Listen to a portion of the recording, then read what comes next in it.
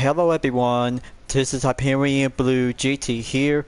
We got a 5-car arrival for today's brand new update on Gran Turismo 7. Version update 1.63. 5 cars, including with an Opel Corsa GSE Vision Gran Turismo, has now been set to go enter for the season of fall. But much yet to be clever to have a good interest with some new features like new events and no sign of new racetrack. So let's have a good look, and we got some 5 cars are now available by 4 of them in Brand Central and 1 at the Legend Car dealership. First up is the Hyundai Elantra N 2023. A very good kind of a sporty sedan car has now been set to be prior to the Hyundai Ioniq Q5N as an electric 4x4 SUV. But it turns out to be very interesting, and I bet Polypity Digital is about to be cooking up to have some new additional cars to GT7. The second one is another kind of a variant that related to the 4th generation Roadster is the Mazda Spirit Racing Roadster 12R 2025. The third one, the Opel Corsa GSE Vision Gran Turismo. A very good long time ever to see this Opel brand is about to be coming back to the Gran Turismo series for the first time ever since GT2 and GT6. Only one Vision GT car has now been available in Brand Central as well, along with 2 kinds of Toyota like the Land Cruiser FJ40V 1974 and the RAV4 Adventure 2020. But one important tip on the Opel Corsa GSE Vision Gran Turismo: pressing the nitro/overtake button releases a 4-second burst of speed, a surge you can summon up to 4 times in succession. Each 20 seconds of accumulating braking restores a single charge, ensuring the boost is always within reach for those who time it wisely. But very nice and very interesting to see this good kind of an electric racing hatchback is about to go for a full electric that features to go for the nitro/overtake feature. We got some good events to be featured in the world circuits like World Touring Car 700 at Osage Village, Racer Turbo Sports Car at Watkins Glen Shore Course. Nürburgring Grand Prix brings out to have a 1 new event for Vision Gran Turismo Trophy, and then Sunny Cup for Sardinia Road Track Seat Reverse, along with Japanese FR Challenge at Suzuka Circuit. On the Brand Central, there is a new Opel channel and museum session for Europe in case that you guys gonna have to come and check it out. This is gonna be a very good interesting about the history of Opel. And plus, we got 3 cars for a new set of conversation with the characters appearing in the cafe. Chris for the Nissan Skyline 2000 GTR Type KPG C110 1973, followed by the Toyota Land Cruiser FJ40V 1974, and for Jeremy, the Chevrolet Corvette C8 Stingray 2020. But hold on, Chevrolet Stingray C8 Stingray? Well, that might be a mixed spelled title. But anyway, onto the GT Auto, and we got some very good interesting to have some new additional swap engines like the BAC Mono 2016, Citroen BX19 TRS 1987, followed by the Dodge Challenger RT 1970, KTM Expo R 2012, Nissan Silvia Spec R Aero S15 2002, 4 kinds of Toyota on the GR Colora Morizo Edition. Land Cruiser is about to go for the first one as a reserve as part of the main update, just like with the Renault Avatime from last month. And then we got some very good additional swap batches for the Toyota GR Yaris First Edition RC High Performance 86 GT, and last but not least, the 2014 Volkswagen Polo GTI. And looks like Bolivia has now been featured to go adding up on the curation in scapes. Other improvements and adjustments, and this will be putting up to have adjusted on the electric motor control parameters for the following cars on the Chevrolet Corvette CXR Vision Gran Turismo concept. And there's going to be having some changes out there in the Legend Car dealership. Prices has been revised based on real life valuation from the Gran Turismo partner Aggregate. Known for classic car insurance and trusted market appraisals, Aggregate has also sponsored numerous historic automotive events in recent years. The revised prices will take effect the next time each vehicles return to the market, with the next scheduled adjustment set for February 2026. Now let's have a good check on Sport that they have repaired an issue wherein the race details of daily race would display the slipstream string as disabled even though a string is set in event regulation along with some various issues in localization. So that's it for now, and let's go proceed to the world map and have a good look. We'll be going in at the Brand Central to have a good eyes on the Opel Corsa GSE Vision GT. But not to mention, one partnership we'll have to be on the lookout for Dunlop soon in the future update, and this is quite good to be on board for Dunlop with a partnership of Gran Turismo after years from Michelin. Now this logo is very nice and a brand new look at the modern day version for Opel, and its headquarters located from Rüsselsheim am Main, Hesse, Germany. Established in 1862, its founder was Adam Opel. But take a good look, guys. This very good kind of a Vision GT car has now been displayed on the showcase. But look at this. And it also features to have a different unique racing outfit. But very nice and very cool to have a placement purchase price to go for only 1 million credits as part of the Vision GT concept. Its drivetrain layout is a 4-wheel drive that produces to go full electric and 788 horsepower. The length is 165 inches, width 78.9 inches, the height 55.1 inches, and the weight in 2,579 pounds. One base color available, and that is quite very good to see. This good kind of electric hatchback has now been seen to go enter for the very first time. Well, it's a good day to learn more detail about it, and I can't wait to give this one for a try. After more than 160 years of success, Opel remains an ambitious trailblazer of the automotive industry. Carry the spirit of the classic Corsa into the future is the Corsa GSE Vision Gran Turismo. The GSE label stands as Opel's pledge to create high-performance, emission-free cars for a new electric era. This is an exceptionally fast machine powered by dual motors at the front and rear that together producing an astonishing 788 horsepower. It can spirit from 0-62.1 miles in just 2 seconds and reach the top speed of 198.8 miles per hour, truly living up to the Opel Blitz emblem. Its imposing exterior was defined by Opel's compass formed by the front grille and the central carriage of the hood. With its emphasis on sustainability, the GSE Vision Gran Turismo promised to carry sports car driving boldly into the 21st century. Awesome, impressive, and I can't see how it turns out to have a different kind of a tire sticker was a Goodyear. But count me in, but mostly to have a differences about Opel and Vauxhall to have some same kind of a different model versions around in Europe. But only one Opel Corsa GSE Vision Gran Turismo is a very good kind of a racing hatchback is about to be entered virtually into the track. But I'll have to try this out, and this is very nice and competitive to be well tested to see how the electric hatchback is about to go on the track.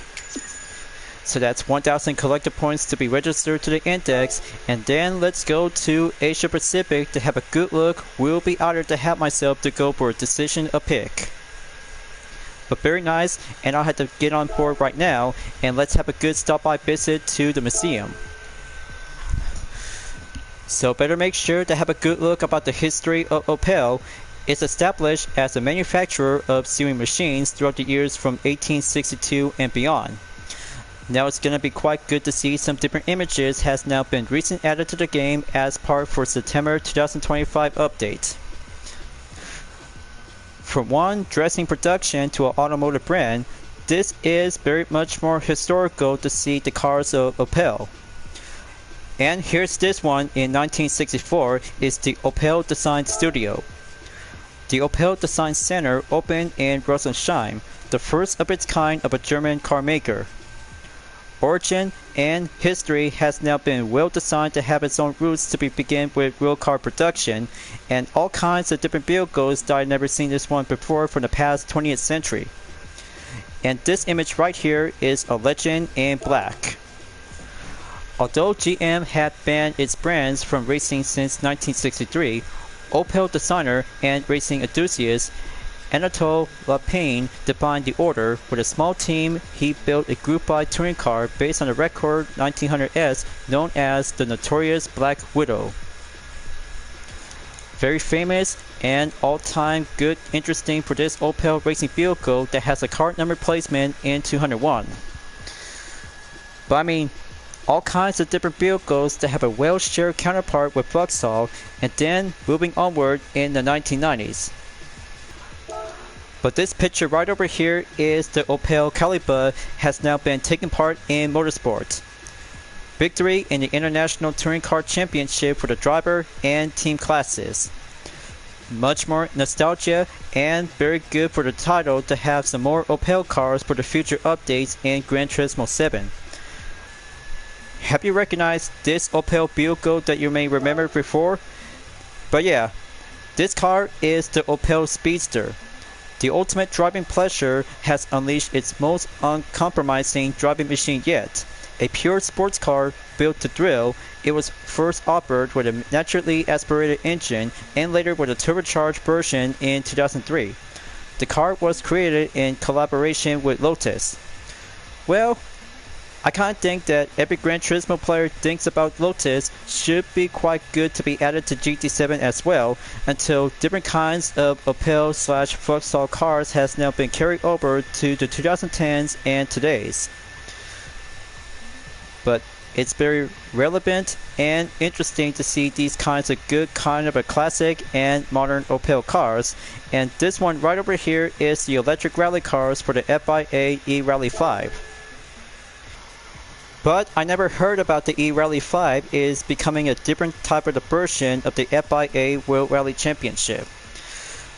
On the description, in May, Opel revealed the Monca GSE Rally, the first electric rally car built to meet the FIA E-Rally 5 regulation. Based on the Monca E compact SUV, Opel announced that a production version will be ready by June of the following year. Well, I bet it still exists and ready up to have a nice different production car has been turns out to have a good interesting for my own eyes. Then let's have a good look on Toyota, and I bet another 4x4 crossover SUV is about to bring out with a RAV4 Adventure 2020. But I was right, it's an all-wheel drive layout on the drivetrain that has a displacement in 1986cc that has an engine power to go produced in 168 horsepower / 6,600 RPM. Max torque is 152.64 lv / 4,800 RPM. The length is 181.5 inches. Width 73.4 inches. The height is 66.5 inches. And for the weight is 3,593 pounds. And as for the aspiration is naturally aspirated. Performance point is 372.01 performance point.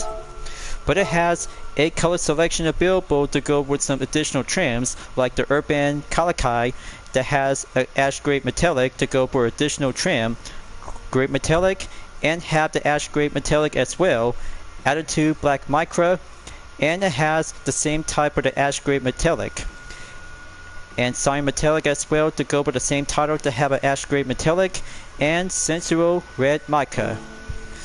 Let's see how it turns out to go, learn more of the details, and this price that costs 33,000 GT credits. An SUV built for both weekdays and weekends. The Toyota RAV4 was a car that defined simple categorization. This 5th generation model, introduced in 2018, broke new ground in design and functionality. The Adventure Grade carried a rugged styling and it had an efficient 2.0-liter engine paired with a CPT and all-wheel drive. A particular note was its dynamic torque vectoring all-wheel drive system, which directed torque to the rears for sharper cornering. For everyday driving, the system could disengage all-wheel drive to enhance fuel efficiency.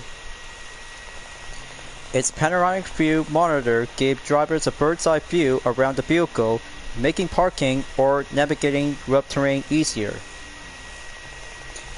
Equality at home, in the city, or in the wild, the Toyota RAV4 promised to take you anywhere and do so in style.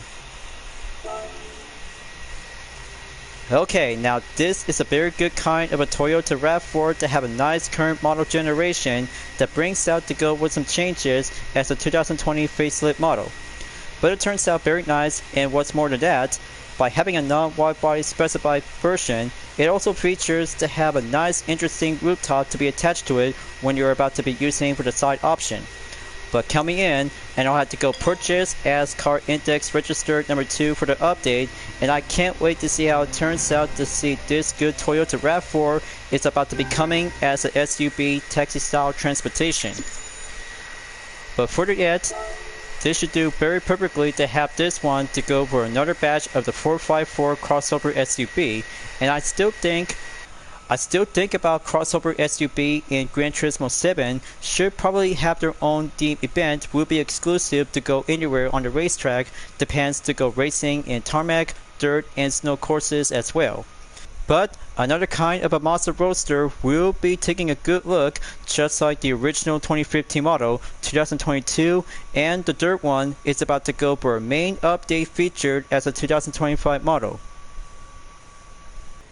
So let's go to Mazda, and that brings out to go for a third variant on the showroom to have a good label on new. But it doesn't show us the horsepower, torque, length, width, height, and the weight.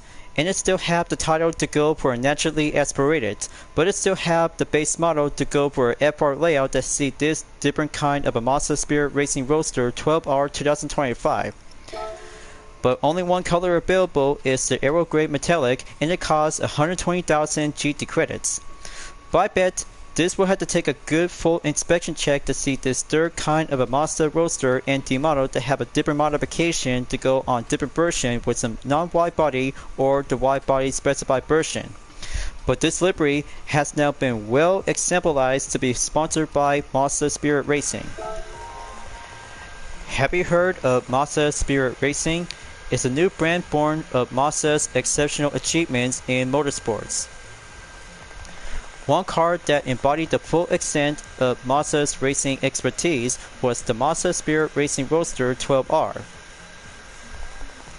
As its name suggested, it was based on the ND Mazda Roadster, although beneath the surface, it was something totally different. The engine is a rarity in Japanese soft tops, featuring hand-assembled heads and pistons. In terms of power, it pushed the boundaries of what a production car could achieve. Its chassis was reinforced, the suspension used height-adjustable Bilstein dampers, and the brakes supplied by Brembo. Alas, production was limited to just 200 units, a true works-tuned roadster. It was a rare and shiny gem. Nice, and competition grade is about to go fully tuned on the track for this different variant for the ND Mazda Roadster. But much more appreciate to see this one to be additional to go serving up to be placed as a brand new special event in future weekly challenges, folks. But I can hardly wait to see it, and this will have to go for car test number 3, will be registered to the index later on to have a good check before visiting to the GT Auto to have a nice set of the wing spoiler. But I kind of think that what else something is going to be brings out to have some different variants that related to the Mazda Roadster and D models. The original, NR-A, and this one as the Mazda Spirit Racing Roadster 12R as a brand new 2025 updated model. But very limited to have this one to be produced in just 200 units. But I can't wait to see how it turns out to be tested and go ready up on the track later on forward to be put up onto some fight events will be suitable for will be tested. Next up, Hyundai on the showroom for the Elantra N 2023. Take a good look, you guys. This is a very good kind of a sporty sedan that features of a displacement in 1998cc, The drivetrain layout is a front-wheel drive that has 276 horsepower / 5,800 RPM. For the max torque is 289.3 foot-lb / 3,300 RPM. Aspiration is a turbocharger, and it has a 3,197 pounds of the weight that go feature for the length in 184.1 inches, 71.9 inches for the width. The height is 55.7 inches. Very awesome, and it has 7 color selection available to go. For example, to have the Atlas White, Cyber Gray Metallic, Ecotronic Gray Pearl, Abyss Black Pearl, Performance Blue. As a very good example to be sponsored by Hyundai's Racing Team Performance is the Hyundai N, Meta Blue Pearl, and Ultimate Red Metallic. Nice and brilliant to see this good kind of a sporty sedan car that costs with 36,000 GT credits, and it has a performance point to go base in 500.55. Got to learn more of the detail, and this Elantra N is a good example to bring this one to go on specified events like the World Touring Car 600. The letter N was a special designation for Hyundai's cars, symbolizing the company's expertise and passion. The Elantra N was one such model, the ultimate high-performance front-wheel drive sports sedan. It had a turbocharged 2.0-liter engine producing 276.1 horsepower, able to accelerate from 0 to 62.1 miles in 5.3 seconds. It was offered with either a 6-speed manual or an 8-speed DCT, the latter with an end-grin shift overboost function. Its suspension used electronically operate dampers and an ELSD, providing remarkable precision in high-speed cornering. As a final touch, the end sound equalizer allowed drivers to tailor the exhaust note up to their own taste while behind the wheel. A sporty yet particular four-door sedan, the Elantra N transformed everyday driving into something truly exhilarating. Okay, count me in, and that would be very good to have a nice everyday driving. We'll go for all-day racing on the course. That should do for only 4 cars to be added to the index when visiting to Brand Central, and I can't wait to see this Elantra N will go racing in action to be participate in any kinds of various events and custom race as well. But very good to have a nice 4th batch of the vehicle, and not yet, for only one more road car yet to go to have the 4th one to be heading up to the Legend Car dealership. Folks, I know you're really excited about the Elantra N, and this one is just for you to have yourself to have a good eyes inspection before visiting to GT Auto, that either to have some different versions to be modified to have a nice custom part with non-wide body or the wide body specific. So this will have to do very well to have one good kind of a Toyota RAV4 Adventure, and I bet one more Toyota will be coming up soon for the next one, as I had to take a good look and show the stacks of the details to have a different kind of a classic 4x4 all-wheel drive.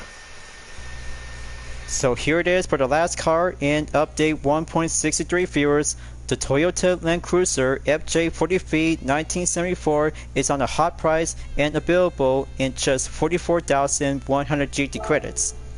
But it doesn't show the base color of the paint job that features of a displacement in 3,878cc. The drivetrain layout is an all-wheel drive that produces to go for only 128 horsepower / 3,600 RPM. The max torque is 216.9 foot-lb / 2,200 RPM.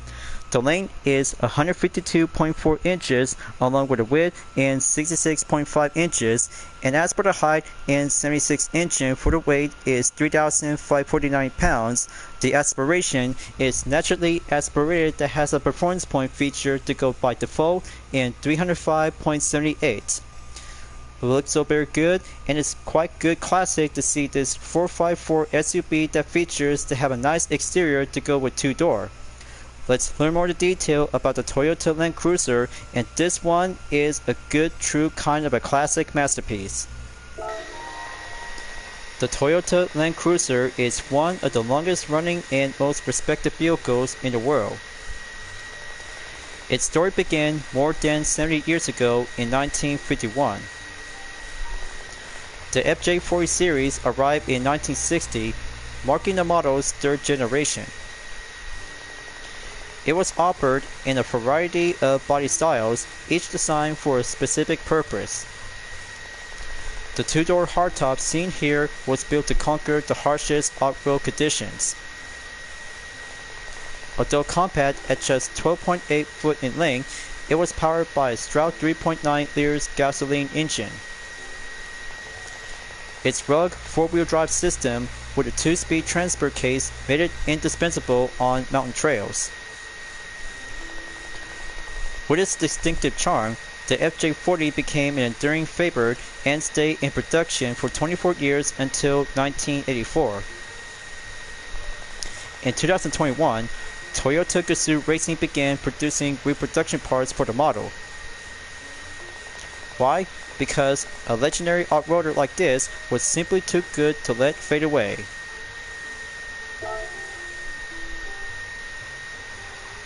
Amazing! Looks like this Land Cruiser won't be fade away to have this one, and it's very good to be sponsored to have the vehicle to be part of Toyota Gazoo Racing. But I bet everybody really loves about this Toyota Land Cruiser is an all-time best favorite to be well seen from the classic racing games, and also yet well featured to be well placed and drivable to go anywhere on rally courses throughout in the future. But welcome aboard Toyota Land Cruiser. You should be quite good and being part to participate in the Japanese all-wheel drive challenge 600 in GT7. But I'll have to buy one, and then I'll have to make sure to have another one. We'll be bringing out to see which one is about to go for a different version to have a comparison to have some different wide-body version. But after all, it turns out very nice and all-time classic to see this type model for the Toyota Land Cruiser in FJ40V. With all four road cars has now been registered to the index, and one Opel Corsa GSE Vision Gran Turismo won't be available to take a good look when visiting to the GT Auto. But I'll have to start out and have a good check on the Land Cruiser to see some different customization option, and also yet, the license plate will be bringing out to have something a bit more surprise. I'll have to check it out on the other parts before I proceed to the license plate. But take a good look, you guys. It also features to have the fuel tank on Type B options when using this license plate that costs with both of them in 350 Gran Turismo credits. That also features to have a different kind of the attachment just like the Suzuki Carry KC 2012. But much more unique and very well impressive to have this fuel tank when purchasing on different version on Type B license plate option. And for the front grille, it also comes in to have some different versions like this one as the standard parts before going removed on the Toyota badge in Type A, and the different part to go placement with the Toyota badge in Type B. But very more different, and see the comparison by the difference. Looks so different, and I kinda bet this grille on the front is very more interesting to be turns out to be set and applied to go for some redesign modification. Now onto the custom parts, but the rear option on Type A is going to have to take that part tire to be removed, and for Type B, a different tire comes in and will attach to it. See the difference? But it looks much more comparison to have standard parts and Type B to have a different tire compound to see which one is a suited compound comparison. But it takes much more differences to see how it turns out, and it goes on to have this part on the front part on standard parts before removed into Type A, and have the other part to be adding up into Type B. And for the front bumper option, just like the Suzuki Jimny XC and Jimny Sierra JC 2018 models, it also comes in to have the same kind of a Type A and Type B front bumper option. Both of them may cost with 2000 GT credits on non-wide body or wide body specific version on a Toyota Land Cruiser. But it turns out to be much more different in case the fenders on the front may be slightly to have some same changes out there, but it still remains to go with some different main options. And as for the roll bar cages to go adding up on Type A, B, or C whenever you like to have yourself to go purchase with 3500 GT credits. tow hook just only have one part options to be labeled as Type A that costs with 120 GT credits. But very well to have one single part of the tow hook in case that you have to be prepared to go on off-roading areas. And as goes on for the hood pin, turns out to be slightly and have a different part to be placed in silver chrome and have all parts to be removed as Type B. I kinda like the Type A options to have a nice silver chrome placement just like the plain colored ones. But that should do very well to have some customization options, and I'll have to take a good look on the wide body version for the Toyota Land Cruiser, and brings out to have a one element of surprise will be on the reserve swap engine. I know you guys are gonna love this because the swap engine may cost with 250,000 Gran Turismo credit to use the LS7-Rampage is about to go unleash the beast. But the engine model is an F-Land Cruiser that has an inline 6 cylinders, and this is very more interesting to have this swap engine to go faster up by over 748 horsepower. I know you guys really want to give this a try, and that is quite to becoming as an unstoppable 454 off-roader. But only on drag races like Special Stage Route X or any courses, but you might have to go tame the horse to be trained and tame it as well to have this Land Cruiser will be going well trained and improvement. Now onto the wide body. This will have to take a good look on the difference on the front fenders before installation and after fitting the wide body. But it looks the same, but however, the fenders on the front maybe turns out to have the same image we'll go on the preview. But I don't know, it turns out very precisely that costs with 10,000 GT credits to see which one is which. Better make sure to have some homework, and that will be doing well study experience to have this Land Cruiser to have the front part to go fitted and install after fitting the wide body. As it goes on to have the next turn vehicle lineup for number 2 before heading back to the GT Auto after the Toyota Land Cruiser FJ43 1974. But only one car to be serving up additional, and I'll have to get down to it right away to have the first one we'll go purchase and install. But don't worry, I'll have to go adding up another one before stopping by to the Legend Car dealership after this. And there you go. But it looks the same, but however, it still actually turns out to have a different kind of a wide body kit to be set and applied to go with some different customization options. But I'll have to get down to it, and then differences before installation to be fitted on the wide car. Well, it looks the same because the front fender part is about to be putting up to have a different shape or form, but the same effect on the front, side, and rear options has now been still remained to go for purchasing on 2000 GT credits on Type A and Type B option. Just to have the same effect on the side to go with one part on the front removed and the other part to be added into Type B. And last but not least, to have same effect on Type A and B options to have tire removed and different tire compound to be put up on the same effect. But it turns out to have a slightly element just like putting up with a Jeep Release MB 1945, but one Toyota Land Cruiser has been still packed up to go with some main features to have a comparison between the non-wide body or the wide body specific to be placed on the front fender. Got to admit, it turns out very popular, and I bet everybody still loves about this Land Cruiser FJ43 is turns out to have a nice good placement to go for a unique modification. So, just have to take a one stop by and have some main part options when having one single wide body kit to be installed. And same effect to go on Type A tow hook option and the roll cages. Just to clarify, to have some one part option if you're about to go for Type A, B, or C whenever you want. So that's it for now. To have a good preview showcase on a full wide body version on the Toyota Land Cruiser. Next up, RAV4 will get something interesting to have some different customization options. We'll have to go for the same effect just like the other 454 SUVs. Okay viewers, I'll have to take a good look on the side options, and this is going to be very more interesting to have the Toyota RAV4 Adventure has now been putting up to have this main part in Type A that costs with 1500 GT credits, and for Type B that you guys are going to love this. a taxi style advertisement rooftop is quite perfectly to have this one to be added to the game as well. But I never seen this one before, but that should be quite perfect for the Toyota RAV4 Adventure 2020 to have the Type B options when using in GT Auto as a non-wide body version. But perfectly, and I bet this one should probably have to put yourself to go by creativity to be customized in Livery Editor.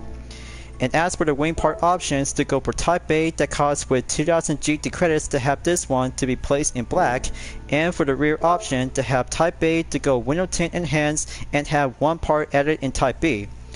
Both of them may cost with 2000 GT credits just like the wing spoiler option, and as for the front part, just only have one Type A available to have some placement to go in the fog lights.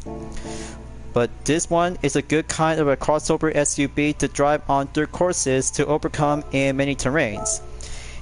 Let's have a good check on the front grille.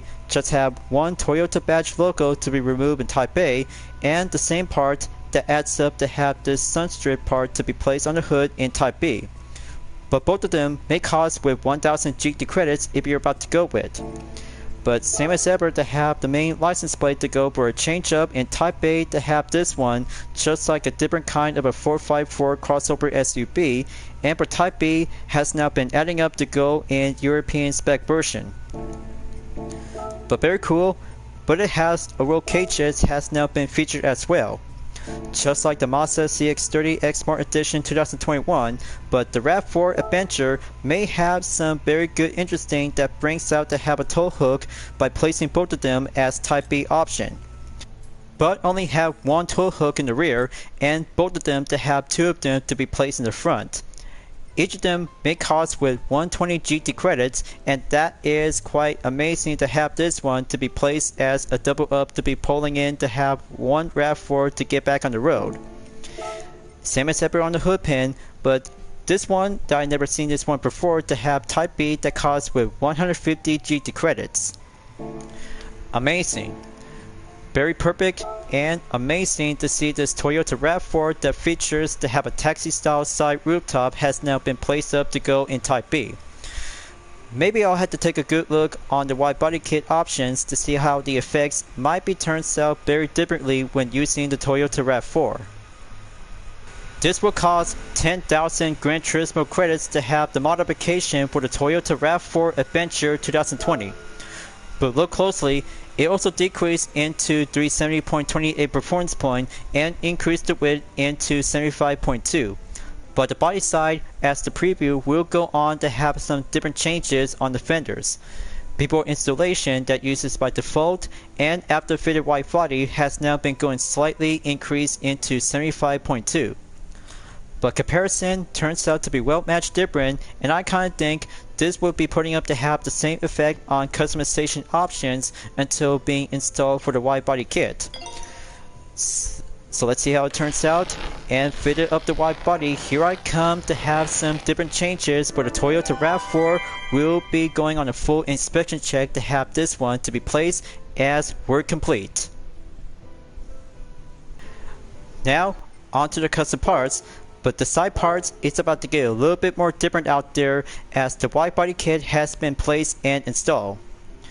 But Type B has turned out to go for a different approach of the option besides the taxi style advertisement rooftop.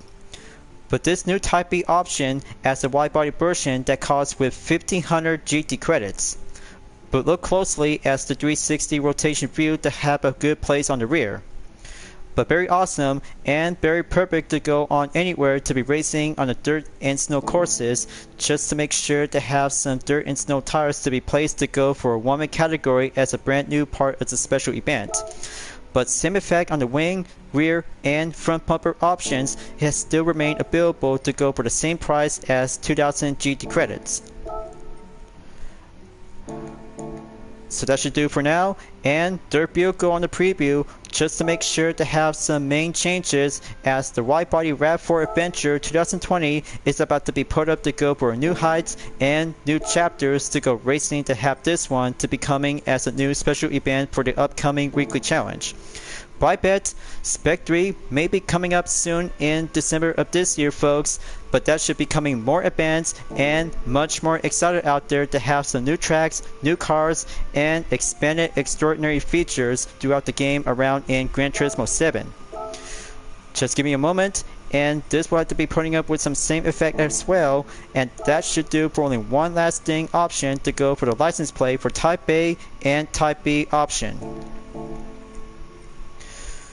So next up, Hyundai Elantra in 2023 will be the third road-going vehicle to have a good inspection check on customization part options. So, I just brought another Elantra in 2023 from Brand Central just to let you know to go for a full presentation showcase to have this one before fitted into a wide-body version. Now, onto the custom parts to have both options in Type A and B. This one that costs with 2000 GT credits that has a low lip splitter, and have the second one turns out to have a very good more advanced version to be put up onto the track. The side is about to have the placement to go with 1500 GT credits just to have one single part to be added, and this one is quite very good to be placed up to go by alternative. The rear part option that brings out to have one single part on the cart nose to be seen around onto the left and right side, and of course to have Type B options has now been both purchased in 2000 GT credits. And there's more than that, just have wingless, Type A, Type B, and custom wing set whenever you like to have a good feel to jazz up and make your own livery variation to the Hyundai Elantra N 2023. But this wing part is the first choice of the example to have a Type A option, and for Type B, I bet you guys are gonna love this one. A very good kind of a different GT wing spoiler turns out unique and well designed to be outfit to see this Elantra to becoming as a sporty sedan. But it still have the base element to have a sedan itself and competition to go design and outfit to have both options until to have a wide body version if you like to have your own pick. Now onto the other parts, the front grille turns out to have a little bit more slightly changed out there to have a different version on the trim. But it also removes on the front cam to have Type A that costs with 1000 GT credits, but the center parts that features to have a front cam to be well placed and featured as well. But whenever you like to, because the front part of the camera might be actually to be well good on the overworld areas to be a monitor in case of surveillance. Now onto the license plate, just have both preview on Type A as US/Japan specific and European license plate for Type B. Each of them will cost with 350 GT credits to have the Elantra N will be seen and turn out to jazz up your own kind of a style. And also to be put up with some roll bar cages on other types options in letter A, B, or C. Tow hook, just only have both of them in Type A and Type B options to be placed and purchased with 120 GT credits. And last but not least, the hood pin, just to have one main usual option to go placement on the main hood. Okay, that should do for only one non-wide body specific, and let's have this one to be purchased to go on a preview to have a nice, good, interesting look. Same as the other road cars to be purchased with 10,000 Gran Turismo credits. But that would be quite very awesome to see the Elantra N to becoming much more grand touring for a single front wheel drive sedan, as the performance point has now been increased into 501.64 to be increased onto the width is 75.7 inches. But look closely, viewers, after fitting the wide body on the image to go placement in the front and the rear itself before installation to be seen on the left. But I kinda like it. But much more wide body and very impressive to have a single Grand Touring sedan is about to be put up to have a new heights, will be placed it, racing, and go on a track. But sign me up to have this one to have a placement in car number 2 for a second Elantra N will go for the matching of comparison.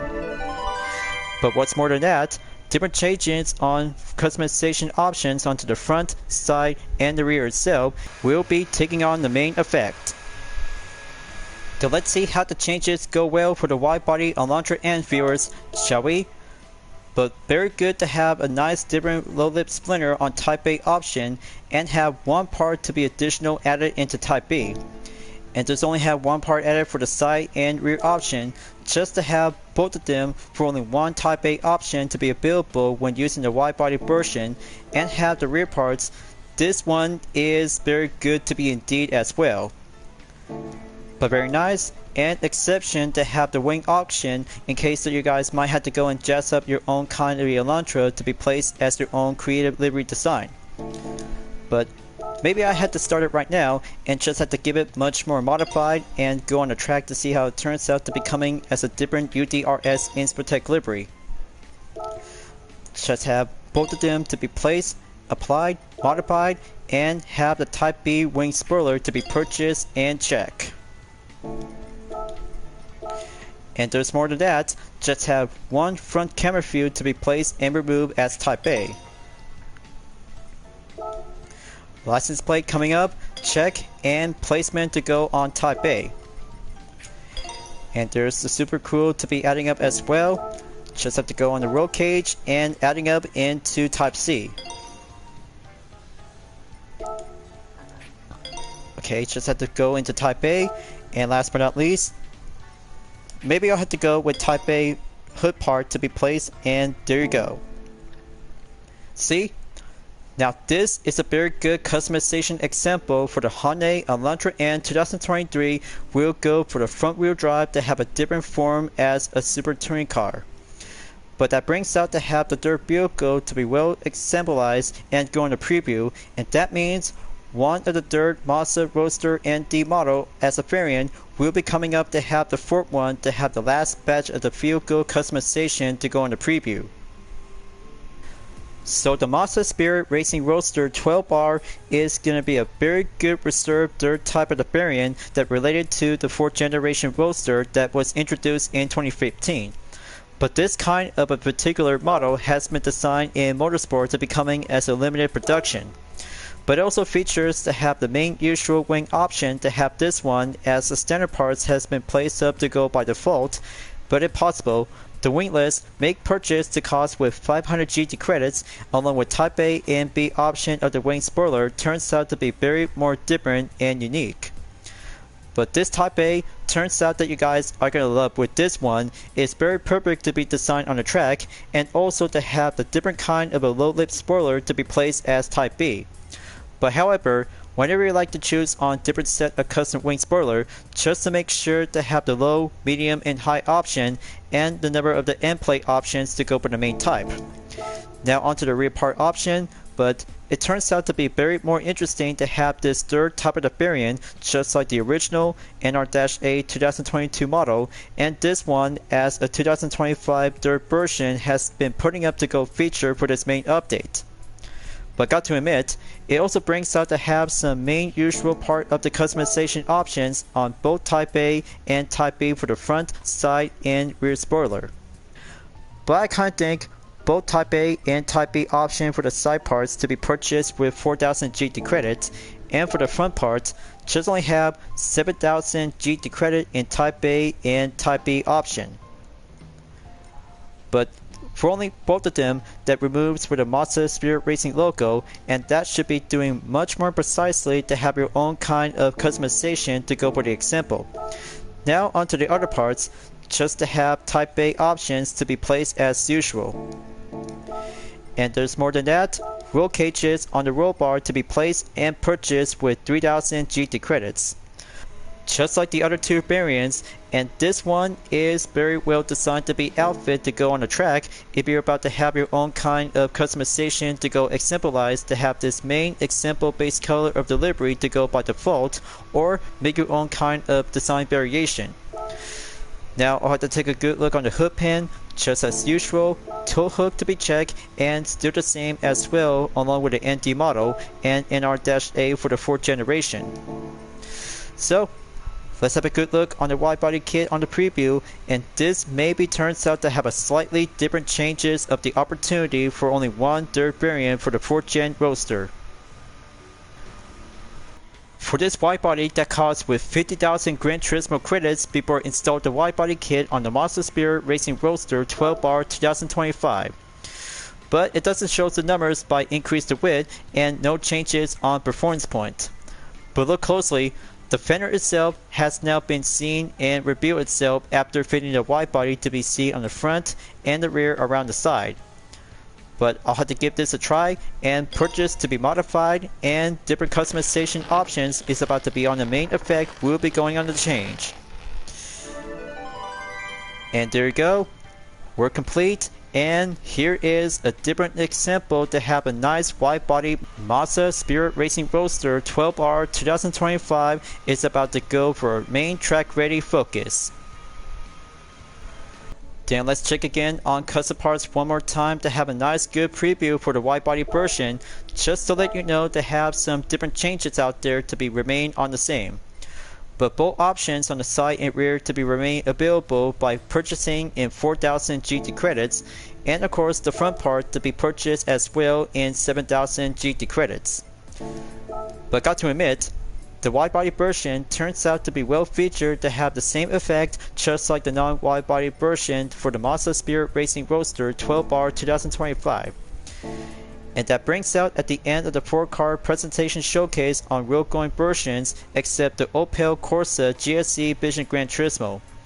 So I'll have to take a break for a while, and then heading up to Skate for the next one, we'll be taking a tour in Bolivia in South America. This will get heavily planes out there, viewers, going on featured and highlight to be placed as new. Now, as you may ever watching from BBC's Top Gear Bolivia special, but that will be bring out to have a much more interesting one-way ticket to see some good 17 selection by feature for this update. Now I just kind of think it is very much more quite beautiful, impressive, and other kinds of skate backgrounds that features on urban cities as well. Now, before I will have to choose one good skate background location, but how about this one is Sol de la Manera. Bolivia, one of only 2 landlocked countries in South America, is made up of extraordinary steep terrain, much of it that sits at least 3,000 meters above sea level. The country is rich with natural resources and possesses a culture that blends a native tradition and European elements. Shown here is a view of Sol de la Manera near the border with Peru and Argentina. Okay, I'll have to give this one a try, and this will be bringing out to have a Toyota Land Cruiser will be going on the placement to do a non-wide body specified version. As I already got 4 cars purchased from the brand Central, as I have been treated to go for additional wide car specified version as a preview, as I already got the Mazda Spirit Racing Roadster 12R 2025, Hyundai Elantra N 2023, Toyota RAV4 Adventure 2020, and another Toyota Land Cruiser FJ40V 1974. Just only have one presentation showcase to let you know for only one example by the customization as a showcase. Now, let's make it go in number 4 clear and grab one good classic off-roading vehicle since World War II from the 1940s. Got to go manufacturer and choose the Willys MB Jeep 1945 to get behind on the Toyota Land Cruiser. Okay, very nice. Now let's grab another kind of a 454 off-roading vehicle to be preferred to go on category or model year. Let's see, which one should I have to go with? But I'll have to go and choose the Mercedes-Benz Unimog Type 411 1962 and see how am I supposed to figure it out to go for a plan of lineup in order to have 3 road cars for only one good vintage. Got to make a good pizzazz of the masterpiece and see how it looks. But I'll have to give this one and do a 3 kind of a car vehicle to be formation as a convoy. Just have to go on panning shots and have the Land Cruiser will be the first one to go range by the mileage to be around in 20 miles per hour. Same goes to the Willys MB 1945, got to do in 18 miles, and last but not least, Unimog Type 411 will be the last one to go by 17 miles per hour. Okay, here comes the picture rendering. Wait for it. Well, maybe much more prefer to have a good visual enhance, but I just gonna have to say the shutter speed will do by 500 seconds to be might need to do a masterpiece perfection. But everything is going well creativity to have myself to go for a planned up masterpiece. Just have to go and turn my avatar driver to be turned off and current driver to be placed to be turned on.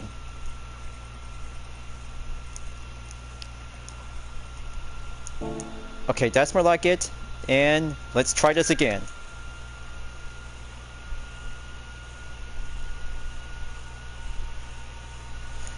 Okay, just like that, and 3 kinds of a classic vehicle for only 1 road trip around in Bolivia. Now for the next one, I'll have to think about to go for any route areas to have. This one is Route 701. It's going to be located in Potosí, Bolivia, and I'll have to go for only 1 454 modern day pickup truck. Gonna have to grab my Ford F-150 Raptor for the current variation, and however, I still have my own original variation ever since I've been imported from GT Sport to GT7.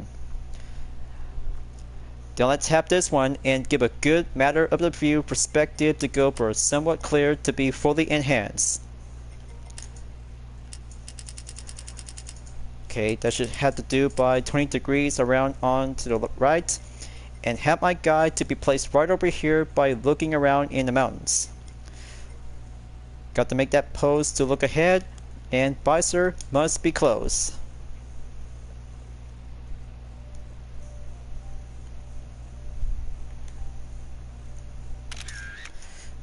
Okay, that's a good rendering picture to be on site. Wait for it, and there you go. Much more clever to have myself to go looking at the mountains, and I kinda say 17 new backgrounds feature for only 1 good scape around in Bolivia to have this good part in South America. But only 1 more scene background, and I'll have to get myself to go for an urban cruise around in La Paz. But this location is very more interesting that I've never seen this one before, but it's a very good culture and it has many buildings around in the mountains.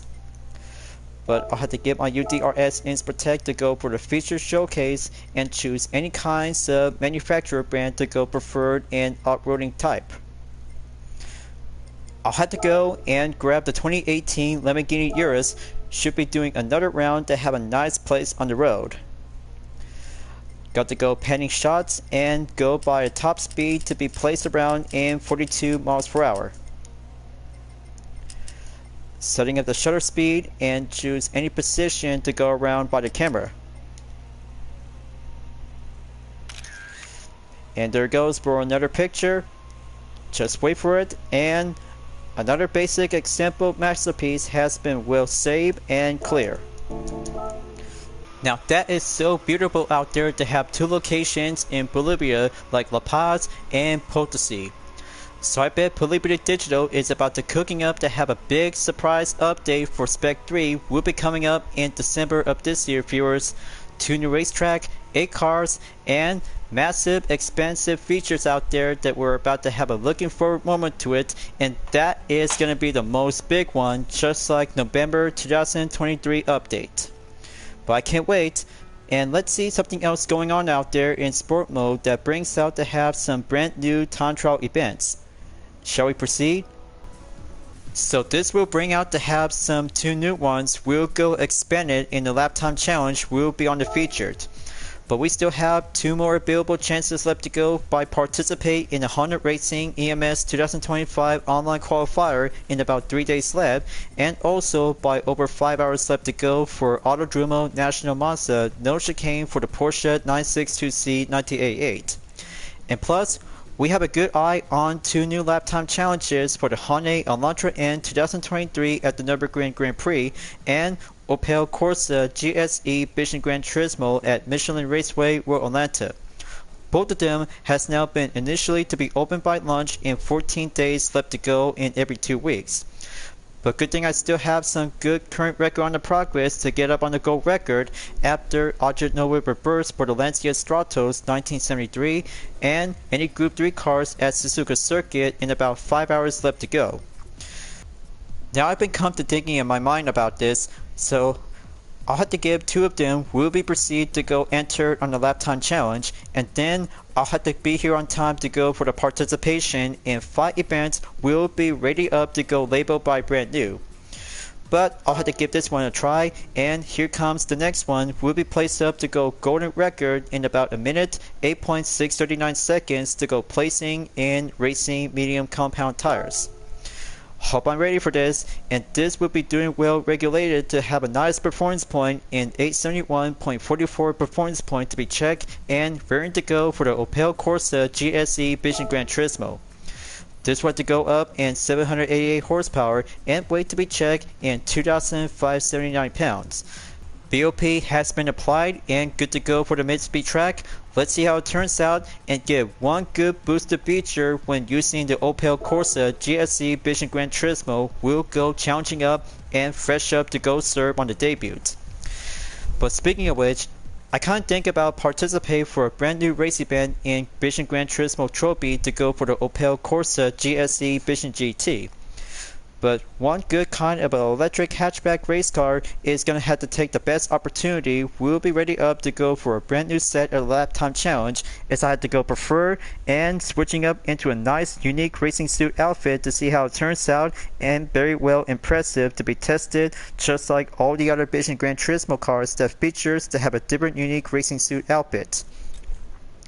So I had to make sure to beat the time record in about a minute and 8 seconds to go decimal placement in 0.6. So let's see how it turns out, and first hands-on impression, here I come, we'll go rolling start in the first session. Now I kinda think this is a very good faster electric hatchback to go design for motorsport. But you know, it also features to have a nice different set of overtake functionality, just like the same thing like the SF19 and SF23 Super Formula. The active wing spoiler turns out very well handful and drive well to go for a 1-speed transmission because of the electric type of the vehicle. But better yet, the logo title itself, Opel, on the rear is a very good best example out there to be well based up to have some different counterpart from UK is Vauxhall. But this kind of particular model has been made and designed from Germany. We look closely to have a nice different look on the interior dashboard. It turns out to have this good features to be driving well to be placed in the left hand side of the steering wheel. But it turns out very nice and very good to be awesome out there to be well used to go faster on straightaways just to have a single overtake by pressing a button. So watch this, it's about to get a little bit more faster out there, but it costs 25% when using the overtake. Just have to make sure to go use it wisely. It looks very nice and very skillful out there, but I'll have to give this one to do for only one good test and serving up to have a car test as number 1. So current record has been cleared by a minute, 15.578 seconds. Now I'll have to go out there and go climbing up to be on the first turn. Got to keep it nice and tight. It takes experience to have a good attention to detail about this Opel Corsa GSE Vision GT. Just have to go climbing up on the main distance. First sector clear check, now proceed onward in sector 2.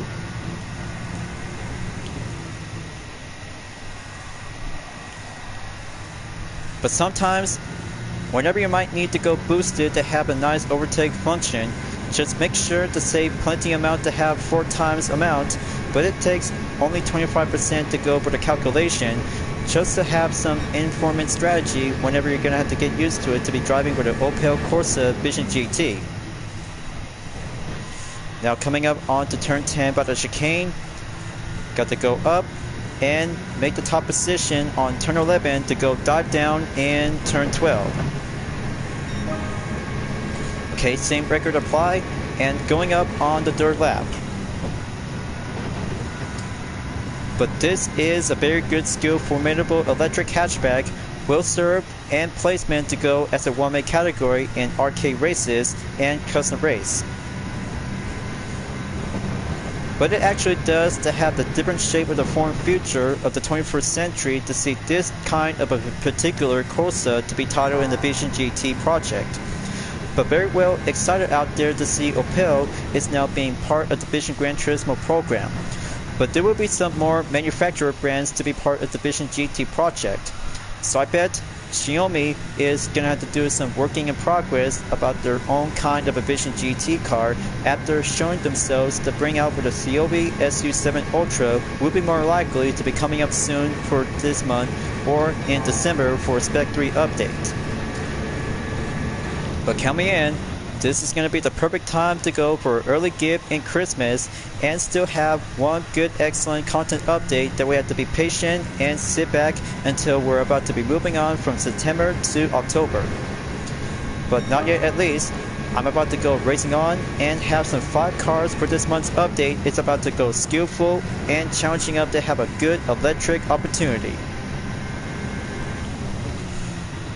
Now comes up to have the 4th lap. Gonna have to go amp up the top speed and stay well to go on the line.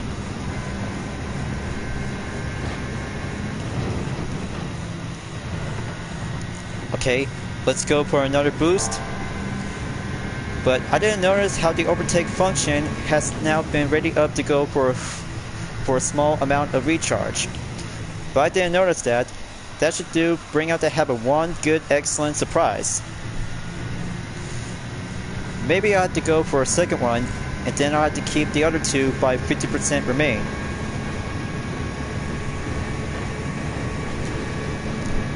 Okay, very nice. And moving up in the dirt sector, just have to go apply the brake at turn 10 and steady up to go well.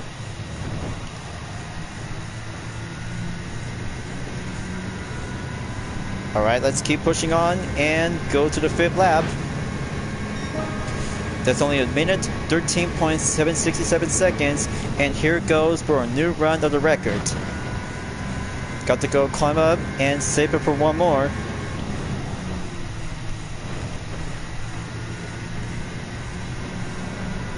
Okay, good skill, racing, and long time of resources. We'll have to get the overtake to be back on track. Now, this is a very good, excellent generation of the racing hatchback for the 21st century.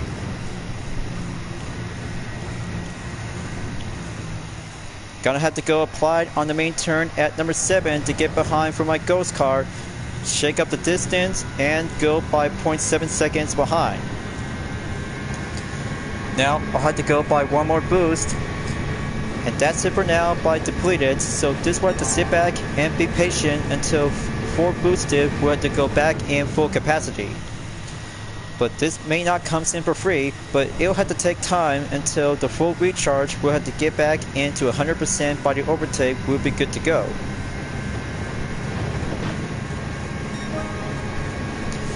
And there goes for a minute, 13.131 seconds. Gonna have to keep up and go climbing up as ever to have my hang on. Current record to be right on track until in about a minute and 10 seconds.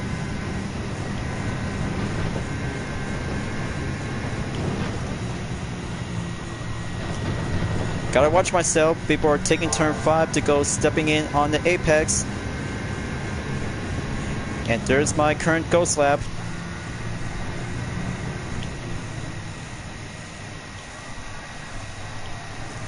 Okay, hold the line together.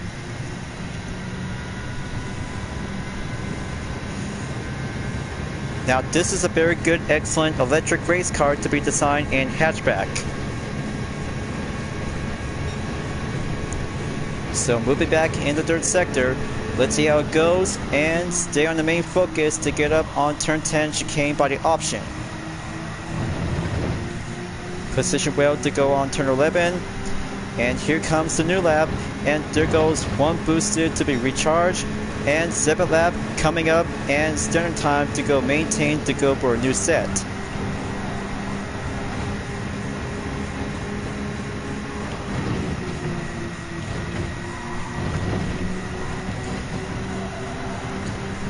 Okay, absolutely to go for racing strategy resources. It's all about to put myself to go skill up endurance.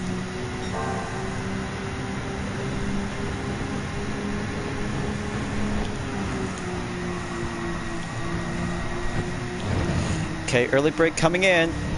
Got to go step up the apex and give it a full speed, as I had to wait until the second one to go into 50% ready up.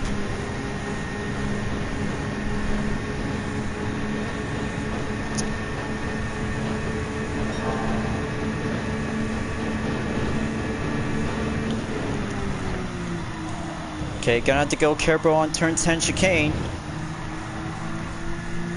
Make that line to go resource and skillful on turn 12 by the final touch. Okay, very good warm-up successful to have a minute, 12.284 seconds, and that should do for only 7 laps around the course in Road Atlanta. Now that's what I call to have a skill of electric racing opportunity to try out the Opel Corsa GSC Vision Gran Turismo. So this will have to call it for a day, and one best time in the first session by a minute, 12.284 seconds, and the total time by under 9 minutes. 7 laps just like last time from WeatherTech Raceway Laguna Seca after tested with a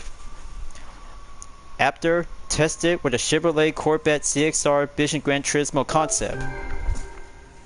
But current for today's driving marathon, and take a good look at this different unique racing suit outfit when using the Opel Corsa GSC Vision Gran Turismo. Well, you may have to call it whenever you like, but this is a very good kind of a modern day racing suit outfit to go for a well exclusive to be tested and go challenging up to have a 18.8 miles and recent to go for a short period of warm up as I end up in 19.6. In the first session, 3 sectors to go separate from 5th lap on sector 2 and 7th lap in the first and sector 3. 26.797 seconds, 27.110 and 18.360 seconds, and the max speed requirement might have to go up in 180 miles per hour as I ends up to go here example to be placed in 179 miles per hour. But very good to have a best time to be maintained, and this will have to give a short moment out there to have a thumbnail image as car test number 1 for only 5 cars of this update. I'll have to let you guys know that I just end up in the bronze by position in 9,372nd place and comparison to top cars in 8.47% after trying out with the Opel Corsa GSC Vision GT. And plus, one good standard replay of the icon by the thumbnail image will be saved to my library. But this will have to be ready to move on to have the next vehicle as 4 road cars, as I'm about to go and have the Hyundai Elantra N 2023 will be at in the Nürburgring Grand Prix. Just like the Ioniq Q5N 2024, and this will go sporty sedan and take on in a German Grand Prix track layout to go full course. This will go by 2 minutes, 24.623 seconds by a round in comparison to top cars on the gold record in 3%. But both of them has now been well featured for only one upcoming date of the lap time challenge has now been already open on September 24th and ends until October 9, 2025. But this will have to be ready up to have the first part in the road car selection as car test number 2. Better make sure to grab your own Elantra N 2023 to go placement in non-wide body version according to the regulation. But I should rather have to give this one to be participate in 5 brand new events. But you know, putting up with some lap time challenges as main regular content videos, I'm always had to be well prepared to go for cooking up by changes and putting up to have some major day of delays out there from the past previous lap time challenges as I still go on and take a patient moment out there to have my channel will be going up to be reaching up for my next goal after 1K subscribers.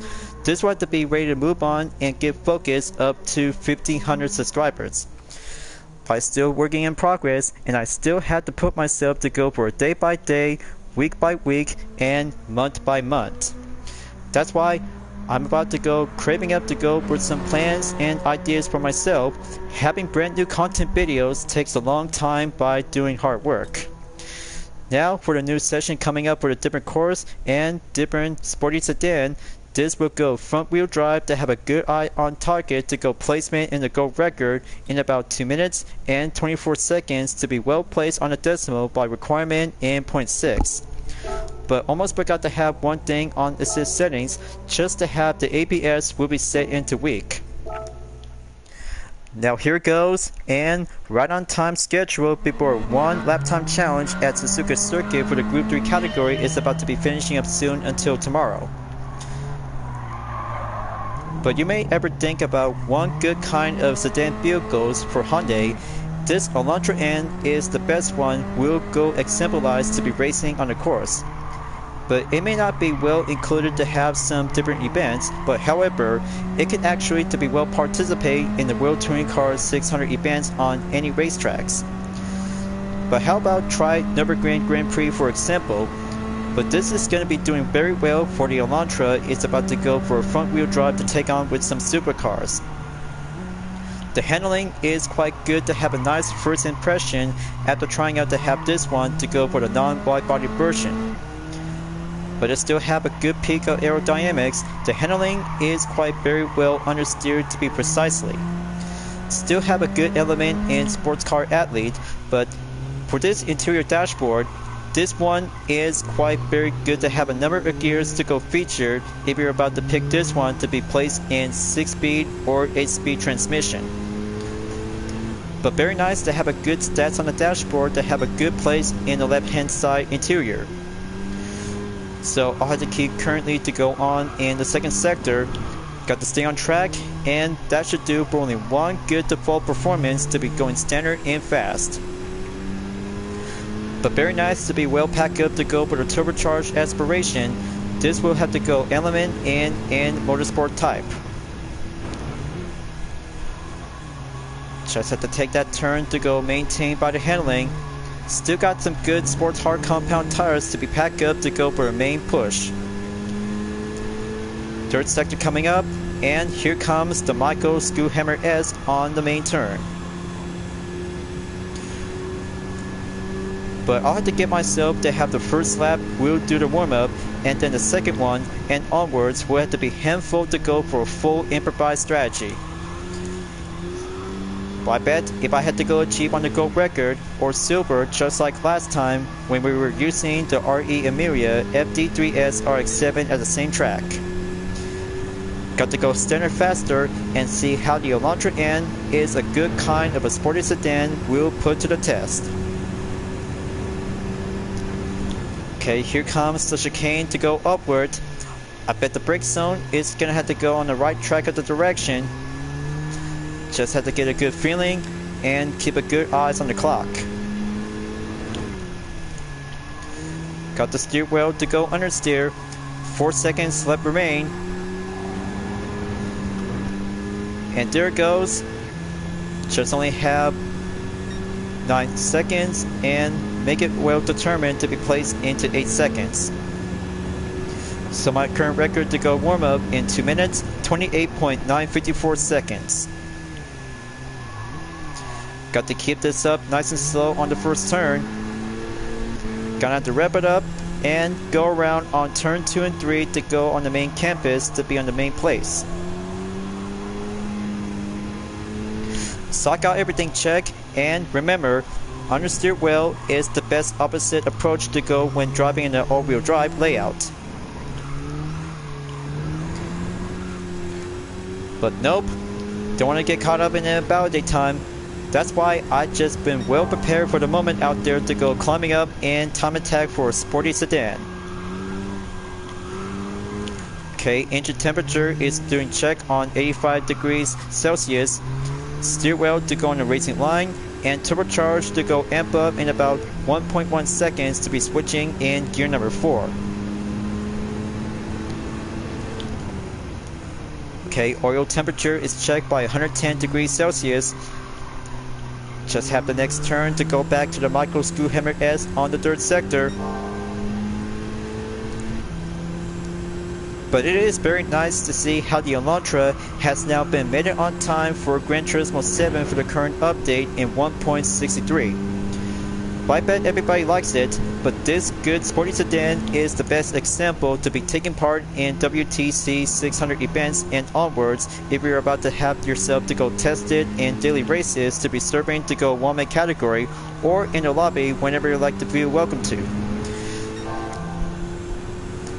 Got to keep moving on in the 4th sector coming up, and 4-speed transmission to go switch it in gear number 5 to have the chicane to go on the next one.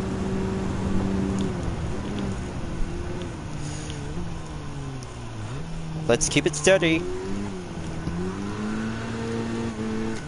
Just make that torque to go max out by over 350 is check. Last turn to go standing and come around on the inside.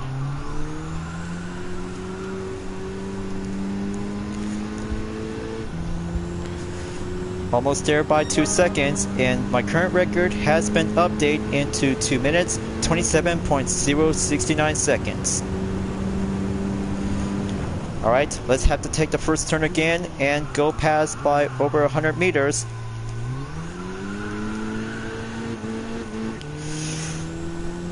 Okay, much more close call to steer well under steerly.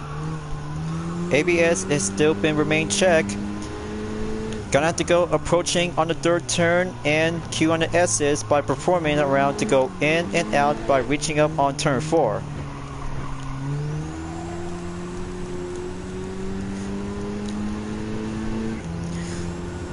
Now this is very nice out there to keep up and go proven on this sedan time attack event. But it takes some good skills and experience by doing a joyride, but very yet much cleverly to get up and get focus out there to have a nice good eyes on the main turn.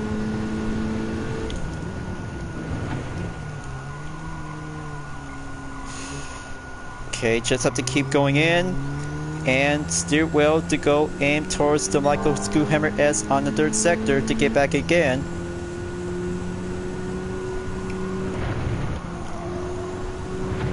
Okay, that's good. Just go into 1.1 seconds. 3rd lap is still ongoing.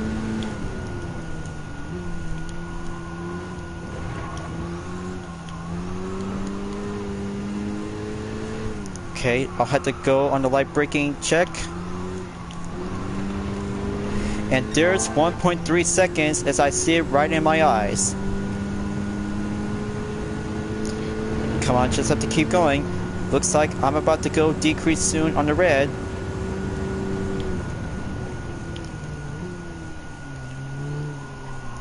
Okay, eyes on the chicane and watch out for that main cone.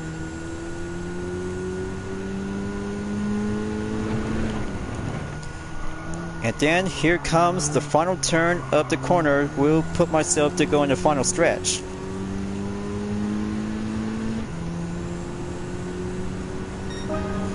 Okay, that's good by 2 minutes, 25.711 seconds, only one more to go.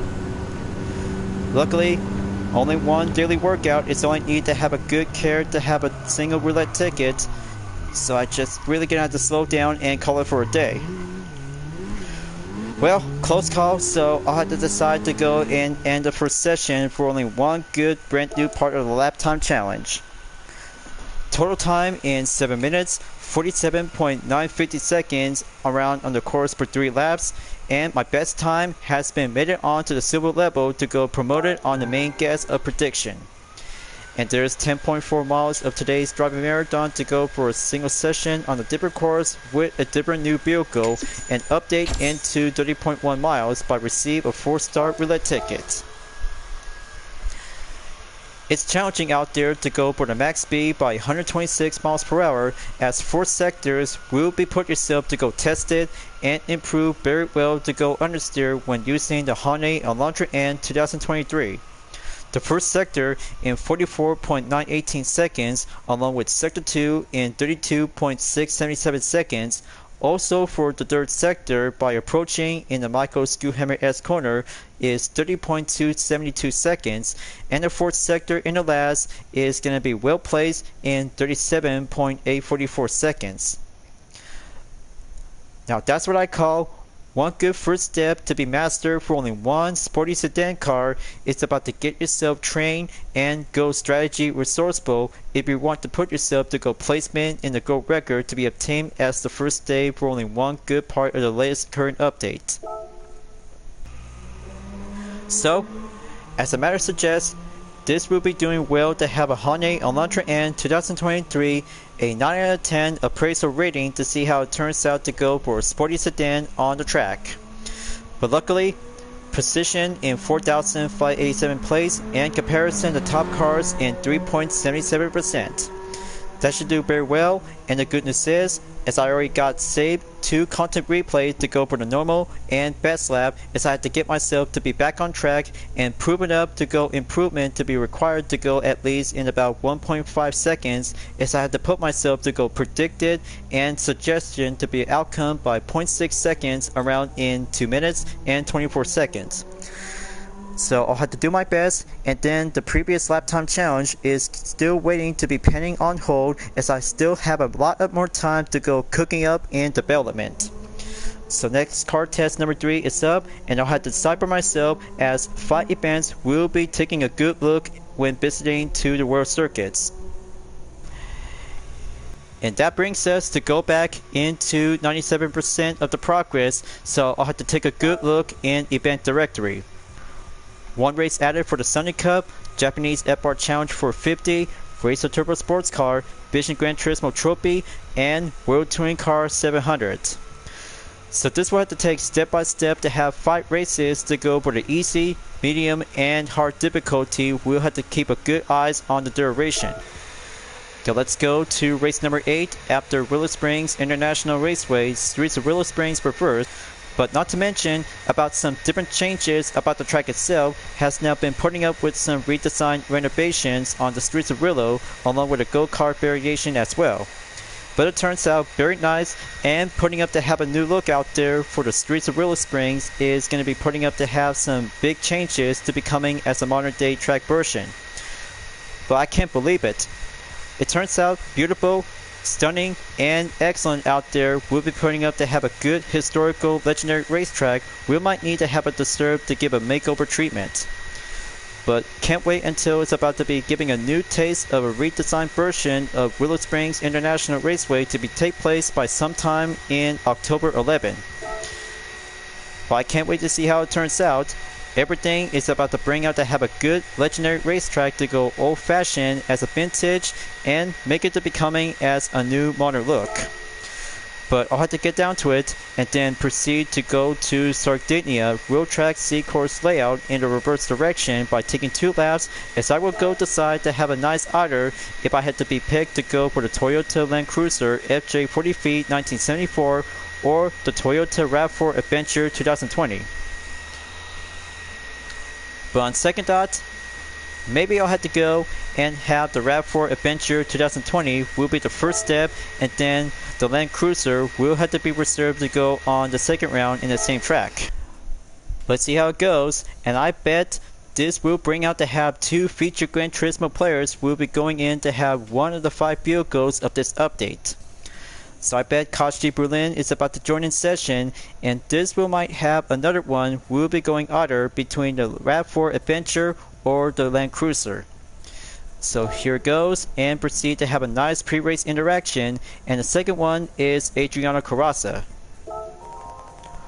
Oi, I'm Adriano Carrozza from Brazil.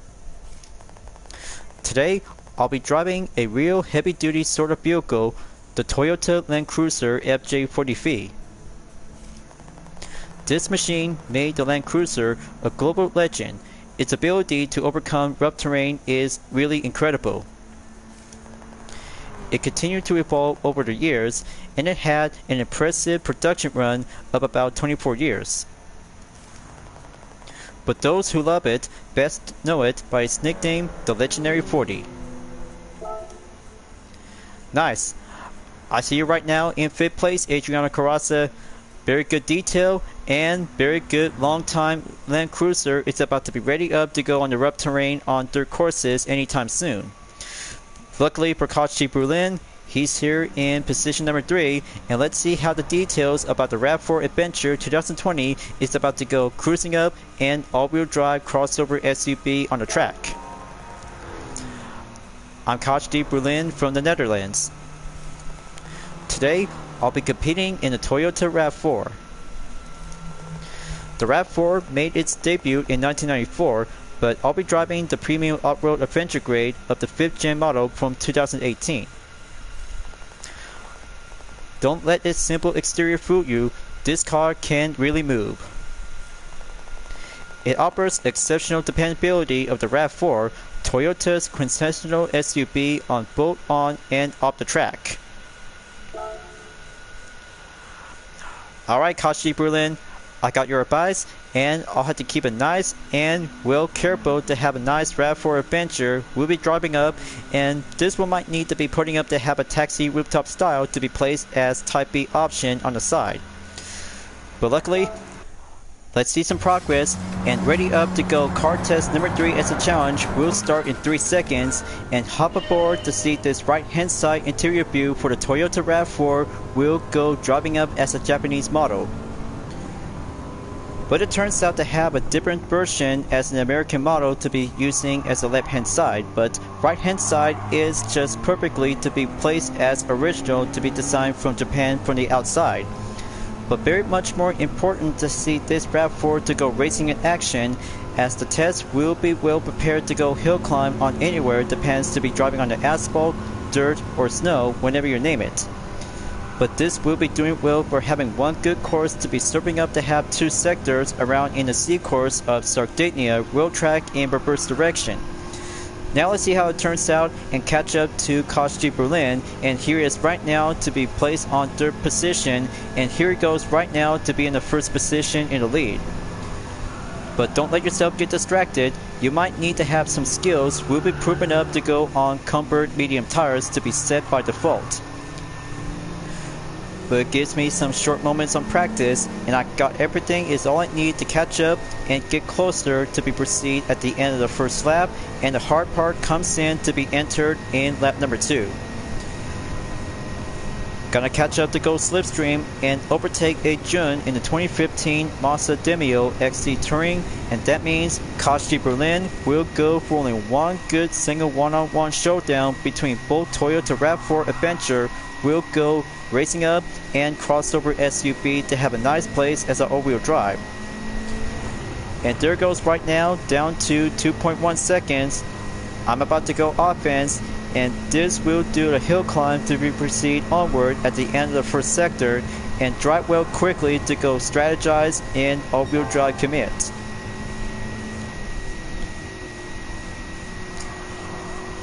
There he is right now. I'm about to go slipstream and catch up to go on the right side to have a good opening in overtake.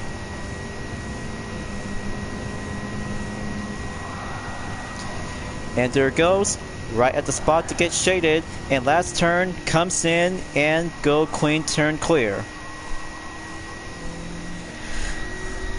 Job well done, and very good first step to be mastered for the Toyota RAV4 Adventure. It's a very good experience that you might need to have enough tires to get yourself trained and improved by participate in Sunny Cup and Japanese All-Wheel Drive Challenge 600. But right on a good schedule for only one good day is going to be here on Wednesday. But I thought this is going to be turns out to do for only Thursday for every month at the end of the date is going to have to get closer soon enough. But Wednesday's new arrival content update should do for only a right place, right time, and go in early. So that should do very well to have a 1v1 RAV4 Adventure showdown, and total time in 2 minutes 36.405 seconds, as I got myself to go obtain and achieve the fastest lap in 1 minute 16.150 seconds when using the comfort medium tires. But it's a very good crossover SUV, job well done, and here is the gold record in 1st place by 30,000 GT credits after taking part with some various racetrack on Sunny Cup. But looks to me, this is a very good kind of a field goal to be well deserved to have this one to be adding up as a taxi rooftop part to be using inside as Type B option. Now let's get out to the replay and go for a place of duration to be seen by round in 2 minutes or 10 or 40 seconds. Gotta make sure if I had to go zoom in like this one and right on the thumbnail image to be placed as captured. So there you go. That's a very good kind of a thumbnail image on the replay, and that means for test vehicle coming up is I had decided to go for a time trial when using the Toyota Land Cruiser FJ40V 1974. We'll have to go in Fisherman's Ranch. Now, as I will prepare myself for car test number 4, as I purchased with the dirt and snow tires early, this will have to be proving up to go 1 lap only, as the time of day will go into afternoon by 16:25 hours. One basic off-roading 4x4 will be test itself to have some skills, new heights, and elevations to face up to go hill climb, and downward will be going otherwise. But 1 lap should get things to do some proving grounds on the basic, so I still have my current record when using the Suzuki Jimny Sierra JC 2018 by 3 minutes, 59.232 seconds.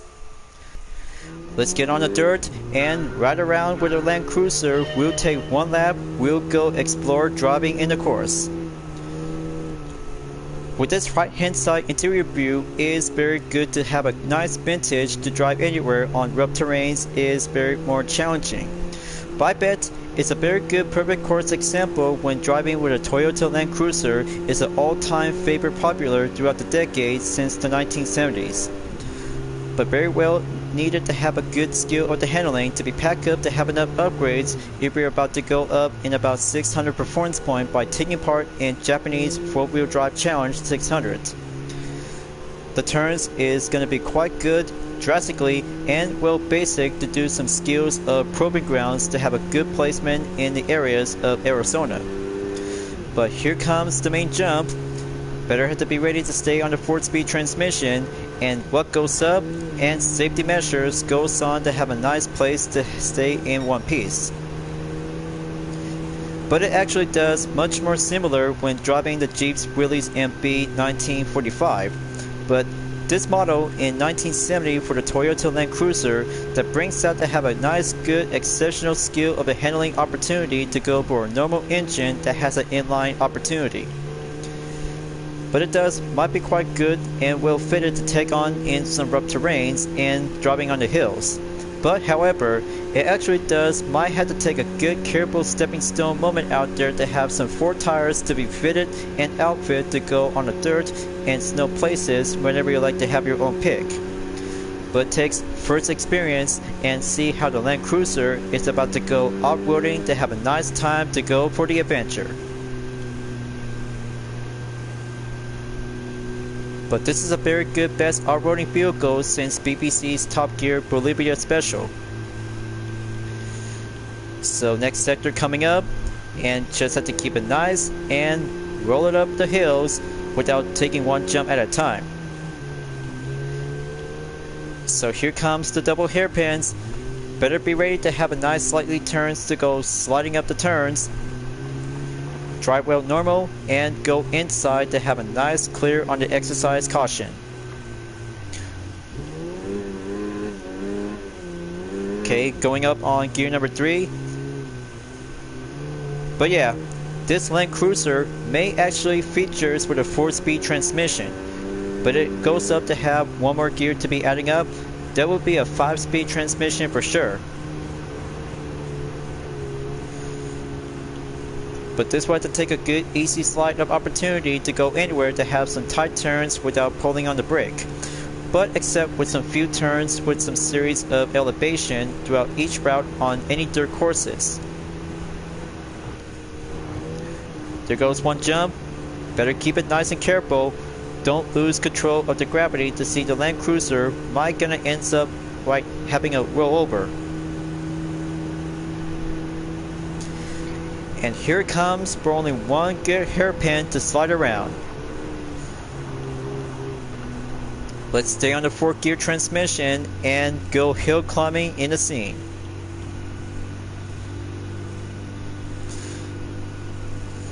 This could take by 40 miles per hour. It's about to get slower, but one jump is gonna have to take a good stunt of the performance out there to have some few other spectators to come around to have a nice place in Fisherman's Ranch around in Arizona. And there goes one jump. Gonna have to take it and choose it nice and neat. Okay, safety has been assured, and much more better to have the next sector without drama.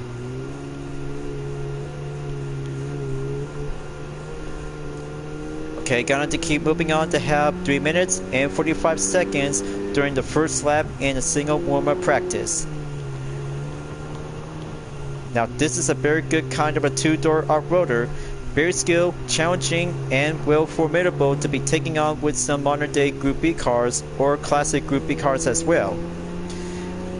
Now it comes in to have the last part, downhill to go on the main straight, and better be careful. This hill is going to get a little bit more bumpy ride to get up in about 90 miles per hour.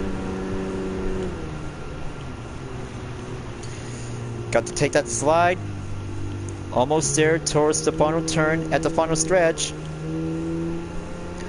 Just will have to get there soon and pack up to go for the third speed transmission. Gotta stick it to the main goal line, and first lap has been done and ends up in about 4 minutes, 39.145 seconds. Now that's a very good absolute Land Cruiser to see this good kind of a classic version from the 1970s, and very well indeed to have the first session. We'll be calling for a day. But when I come to think of it, I still have a good eye focus with some 4 events to go according to the main update has been still remain ongoing. And luckily for only 5 sectors, as I went down to go in the first sector by 32.067 seconds, plus for sector 2 in 1 minute, 2.828 seconds, along with the third sector by 52.755 seconds. Sector 4 comes in by over a minute with a decimal of 280, and last but not least, fifth sector by a minute, 11.215 seconds. That brings out to have the time difference. We'll go for a grand total of 1 lap in about 4 minutes, 39.145 seconds. And there goes for only one quick capture thumbnail image. Very nice and rolling start to be take place on a downhill section of the straightaway to be ends up on the ranking board in position number 2. Whoops, almost forgot one thing by saving a replay. That's better, and there you go. Now I'll have to take a good look on the detailed settings, and this model is quite good to have an Land Cruiser for only one naturally aspirated and a gearbox transmission that features with a 4-speed transmission. But I was right, it also features with a 4-speed transmission for the Land Cruiser. FJ40V is good to be on the main default by standard performance. But however, if you're about to go with fully customized transmission to be added with a 5-speed transmission, that would be a very good excellent idea, and have yourself will go fully trained, or if you might need to have a swap engine to go for the LS7 Rampage. But I know this is very much more powerful, stronger, and becoming very untamable, just like the Jeep Willys MB1945 with an SRT Hellcat engine. So let's go to Suzuka Circuit, and ready up, we'll go proceed to the Japanese FR Challenge 450. So, one more car test to go, and moving on for challenge number 2, we'll be stepping out to get back in 100% complete for the progress. But there's going to be having some different changes on the details, as the sports hard compound tires has now been set by default. As for the identity for the engine model for the Mazda Spirit Racing Roadster 12R 2025 that features for the L4-Roadster-12R that has few parts has now been placed up to go unavailable, like the sports suspension, 2-way LSD, sports muffler, and brake system has now been set into sport. But there's no need to have change up the parts has now becoming unavailable, except the tire compound has now been initially to be placed as available. But speaking of which, I'll have to go purchase with some medium and soft compound tires right now, just in case, and go change up where a number of performance points will be placed on the update. and there's 528.84, but how about I'll have to give it into a sports medium compound tires to be suitable to go in 507.14. But there's a guess by showing the performance when you're about to check on the Gran Turismo Wiki of Fandom. It also has a naturally aspirated for displacement is a 2.0 liters of the inline-4 engine, produces in 197 brake horsepower. The gearbox has a 6-speed transmission for a front engine, rear-wheel drive, and it has 2,350 pounds for the balance in 53% at the front and the rear in 47%. But it can actually go up by 147.3 miles per hour because of the third variant that related to the 4th generation Roadster for the Mazda Spirit Racing Roadster 12R 2025. But there's Paul Ura on 6th place, and here comes one pre-race interaction. Coming up, we'll explain the details to see how it turns out to go for only one track-tuned version for the 4th generation Roadster. Hi there, I'm Paul Ura from Spain. Today, I'll be driving a Roadster that enjoys a very special position at Mazda, a manufacturer I just happened to race for. I'm talking about the Mazda Spirit Racing Roadster 12R, built in 2025 with production cap at 200 units. With a special engine, adjustable Bilstein dampers, Brembo 4-pot calipers, and forged raised wheels, this is one car that I truly fully intend to use to my advantage on the track. Sounds good, Paul Ura. I see you right now in 6th place, as I got my own right over here to be seen in position number 8. This Roadster may be pretty light and fast, and let's see how it goes very well to help myself to go challenging up in about 3 seconds until green light will go climbing up into the top 3. So I had to go all the way I can, and this will go basic up to have a nice daytime weather forecast to go on the first turn at number 1 and 2. Gotta get behind on Y Kodaca in 7th place, overtake the Nissan Skyline GTSR R31 1987, and here goes Nikita Moisov in position 6 along with G Ernest in the Mazda Roadster ND model as an NR-A variant. Gotta have to get closer to the Roadster, and then I'll have to deal with the Silvia S14 facelift model has now been coming around on consecutive S turns. Alright, there we go. Moving on in the 5th position, looks like Paul Ura is climbing up to be in the top 3 position. Gonna have to stay focused on him, and then the Toyota X6 is in 4th place. Time to go in the danger curve and driving to go skillful, and I see the 1134 is in the scene. So you see, this different look on the same interior dashboard as a 4th generation Roadster to be serving up as another kind of a variant to be designed in motorsports. We only have 200 units like this one has been well produced as a limited edition to see a well racing motorsport team to be sponsored by Mazda Spirit Racing. But it looks the same, but actually turns out to be well outfitted to have some nice customization options when you're visiting to GT Auto has now been placed and goes serving up as a one-way competition to be using either in arcade races or custom race as well. But it still have the element as a road car category because of the Group N type. But there he is right now.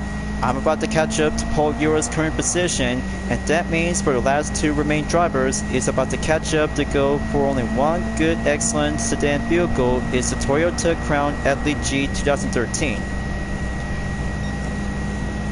Here comes the last sector, and this was to take out and out as I had to go in 3rd place. Almost there towards the Catskill Triangle, so I have to be patient and let Pete Leonore to go first. He's currently driving with a Nissan Fairlady C 1960s. But not yet until the final lap comes in, and there's the Crown Athlete G in 1st place. There we go. Not yet until the faster lap time, still pending, and then going overtake at the Fairlady C 432 1969. Final lap. Let's see how it feels well and take on the Crown Athlete G to go in the battle of 1st place. but very good to have a nice indeed handling because the suspension has been sponsored by one good excellent aftermarket brand is doing well to have the Bilsteins to be in it. With the brake disc has been well equipped with some Brembo and other options to have some well modifications, and the rims to be putting up with some forged raised wheels. But very nice to have some Bilstein suspension has been well set up to go as a sports suspension, but no other changes because of the base element of the BMW M4 ever since from Gran Turismo 6. But however, all the parts are now been officially to be placed as unavailable at this moment, except the tire compound has now been available to be using with the comfort, sports, and racing compound tires. And there we go, first place is going in to take the lead, and 2 more sectors left to go. Now let's bring out this track-tuned Roadster to be heading up to the podium, and it goes on to have a nice faster lap time. We'll be calling out to have myself to go place by 2 minutes 36.395 seconds. Time to go fast and get on the focus. I'll have to go well defended to have a nice 2.6 seconds on the gap distance away from the Toyota Crown Athlete G 2013. There goes the spoon curve. Gonna have to go perform in a clean line. Very nice and very drastically to go for a precision roadster racing opportunity. But I bet if I had to go proceed to the third round at Watkins Glen International to be on the long course, but my main guess is going to be on the long course but not on the short course. The shorter it gets, it might need to have a little bit more longer to have a 5-lap challenge. We'll go amp up to have a nice feel of the turbocharger to be amp up and get faster. But unfortunately, I'm about to go craving up to have some good eye focus with some flight events as the progress before coming up until Friday's weekly challenge soon.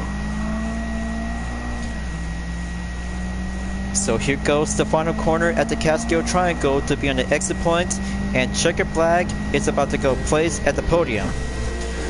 A little bit more warm up, and there goes for only one highlight faster run time to be placed in first position at the podium.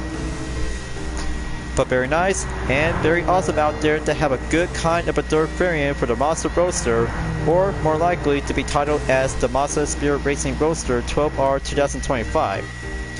Total time in 5 minutes 14.396 seconds, and there goes right now to have myself to go for 2 minutes 38.001 seconds in lap number 2. But not yet at least. I still have 3 more events to go as the progress to get back on track to the road to 100% recomplete. And there's 60,000 Gran Turismo credit to go on a 50% clean bonus. And good job, and keep up the good work out there for myself, viewers. And this will be proving up to go for the third round in Racer Turbo Sports Car as additional race number 8 after this by finishing up in the latest from the Japanese FR Challenge 450 at Suzuka Circuit. But more to come, and I still have enough time yet to have some progress for this main content update, and this will do for only 1/5 of the car test to be well saved up and capture this thumbnail image. Will go double with both roadsters as well. Very nice, and there you go for another batch of the content replay, so I still have a lot of more time to be patient before I proceed to have 3 more races left to go. Time for me to get back to the Hyundai Elantra N 2023, and this will go applied and modified to be ready up to go max out by under 700 performance point. Will be suited to go turbocharged success. Race event number 9 to go ready up, and maximum reward has now been going up in 95,000 GT credits to be placed to go podium in first place. So I got everything I need to go fully upgrade and make it more speed and faster by around in over 630 horsepower by 693.18 performance point. So I have racing hard compound tires to be set, suspension to be fully customized along with the LSD, transmission, full control computer, and other parts including with some engine tuning might have to go installed. But be careful, you guys. Do not purchase the high-lip camshaft on the Hyundai Elantra N 2023. It will cost and loss amount by 100 horsepower, so you might have to use it precisely to go by 634 horsepower. and plus with some 3 stages of weight reduction and increased body rigidity has now been fitted to go install. Now let's give the anti-lag system to be set into strong and calculate to go into 695.43 performance points. Let's give this track wide body Elantra N to give it a go, and front wheel drive to go sporty sedan to have a 5 course to go in the long course of Watkins Glen International. It was so close out there that we're about to be ready to take on the short course, but that would be a no for sure. We prefer the long course, but this update has now been corrected to be addressed it. But good thing, 5 laps, we'll be ready up to have a nice road car to be packed and go turbocharged to have a good eyes on one featured Gran Turismo player is Guy Barbera. We'll be taking a good hands on the Hyundai Elantra N 2023. So I got everything all set and well modified to have a nice wide body version to be prior to the UDRS Inspirtech livery for the future time-lapse video. Let's have a good look on the starting grid, and here he is right now in position 12 along with Maso, and 13th place for T Yamanaka in the Toyota GR Supra RC 2020. G'day mates, I'm Guy Barbera from Australia.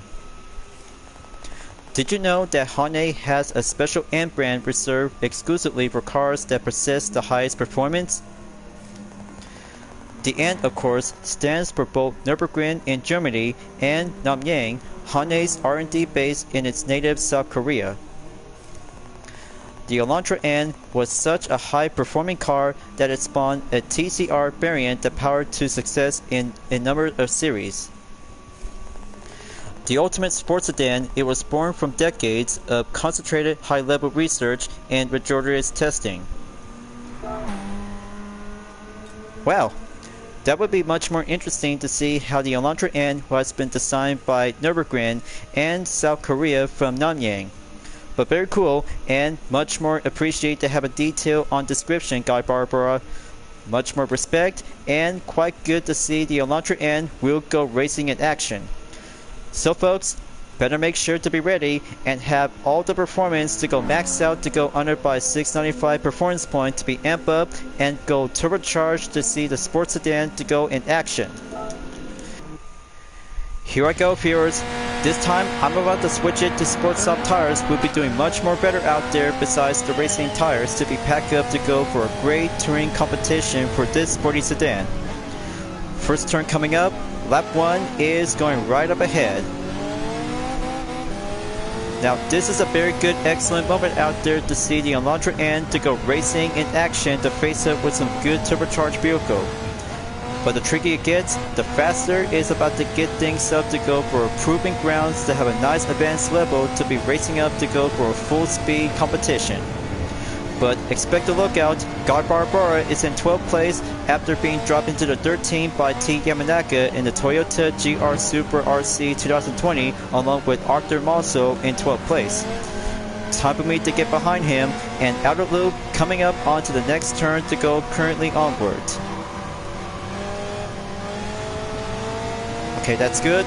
Now, gonna have to take a short straightaway down to the chute and get behind on Maso in the Toyota GR Corolla Morizo Edition 2022 as I had to go for the main turn to go overtake and touch at the apex before the dogleg will be coming up to go hill climb, steeping up a little bit. Okay, that's good. Almost there to catch up to Yusuke Goto in 10th place. He's on the Nismo Skyline GTR R34 C-Tune and have the main turn to go clear in the 3rd sector. So I got everything to have some short moments on practice as I got everything to go cooking up for strategy to be dropping up for this event on the track. Okay, gonna have to keep it up to use it wisely and wait until the final 2 turns will go in sector 4. But very much more challenging to see a front-wheel drive sedan to go in action by taking out with some few sports car with some few other all-wheel drive and FR drivetrain layouts.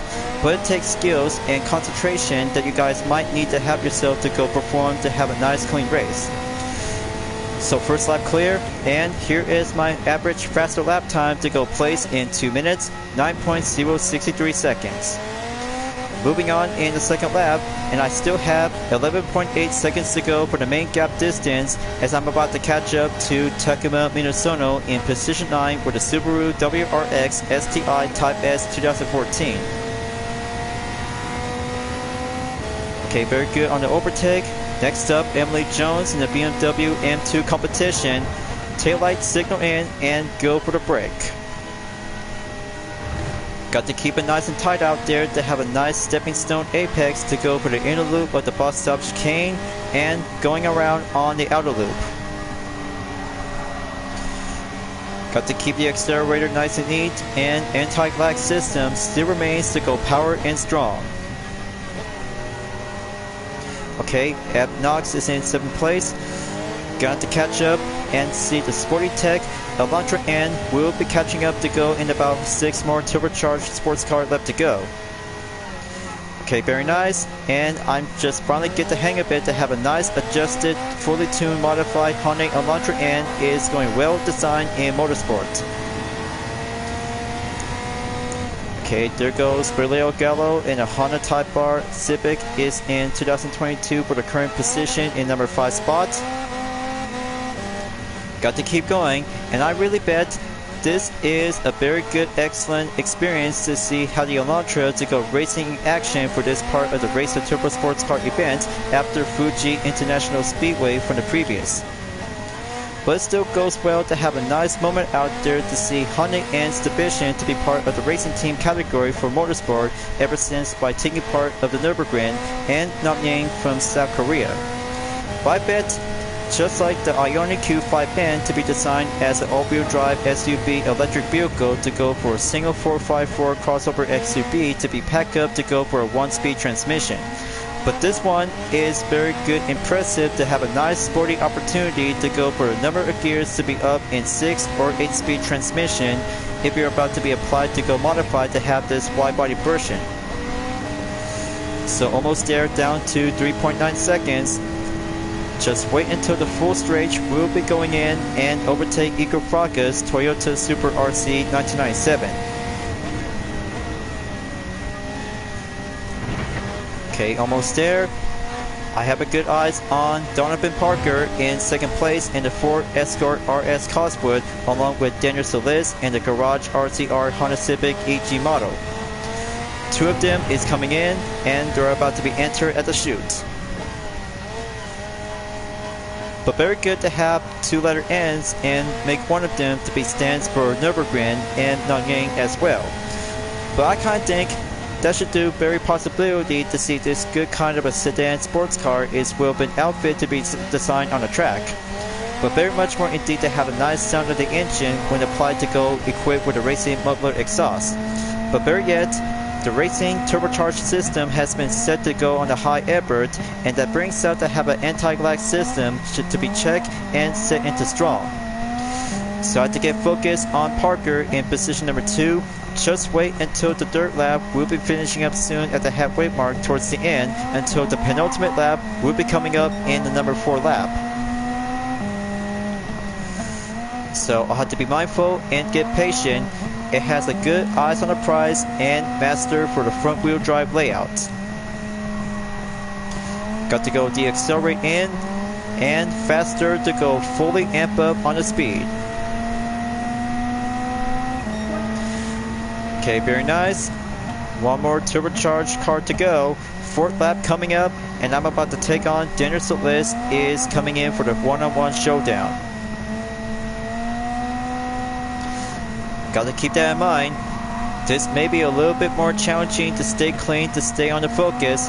Better make sure to have a good concentration to stay remain focused if you have enough parts to go adjusted and make it more faster. And there we go.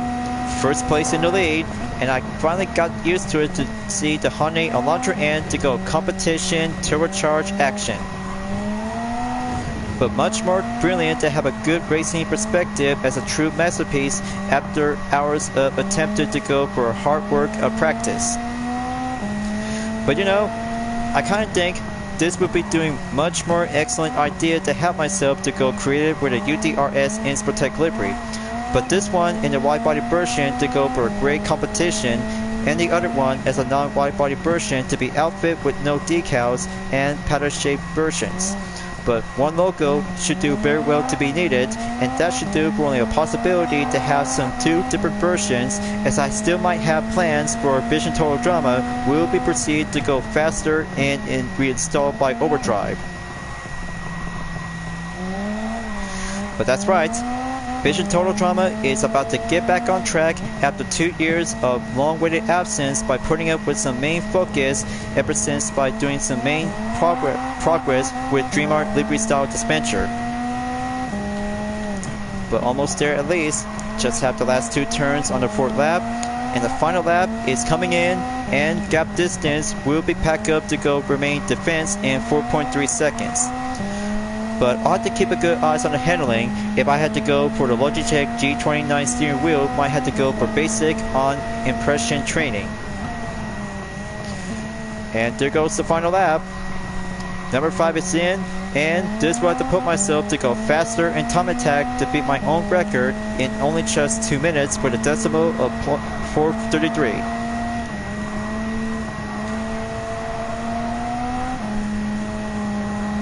Okay, let's have turn number 4 to go slide in, and inner loop comes back again. We'll be going another round. So I had to dance well and drive it to go understeer to be precisely to go master as planned to go skillful for a track spec version. But it still have the element of the road car because of the Leonard N has got everything to go for the spirit of Hyundai's Motorsport division. But thank you R&D testing workout to see this vehicle to be tested and now recently added for this one to be part from 2023 for only a long time waited. But here in 2025, new cars just been coming around for every month, and I can't wait for Christmas. Will be coming up soon by the early time arrival until the 25th. So let's get up and go, and 4 turns left to go remaining to be getting back in Sector 3.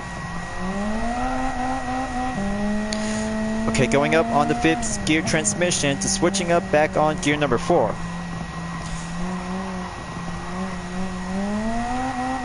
Two more turns left, and heading back in Sector 4 by 1 more time to go. But I kinda say, it maybe sound like a rally car based version with the sound of the engine. But looks to me, I kinda like it. It's very awesome and very well indeed to be exactly to have this one to be packed up to go for only one single WTC 600 event, or that would be much more possible to have this one to go entered in WTC 700 events. And there goes finish line in first place. Third round of the challenge has been clear, done, and completed for having one good turbocharged Hyundai Elantra N will go modified to have a nice good track focus ready. But it takes 10 minutes, 12.247 seconds, and 5th lap as I got everything to be placed by a minute, 58.017 seconds on lap number 5. But I'll have to take a break, and then I'll have to keep going forward out there to have a good eyes on 2 races for Vision Gran Turismo Trophy at the Nürburgring Grand Prix and World Touring Car 700 at Osage Village.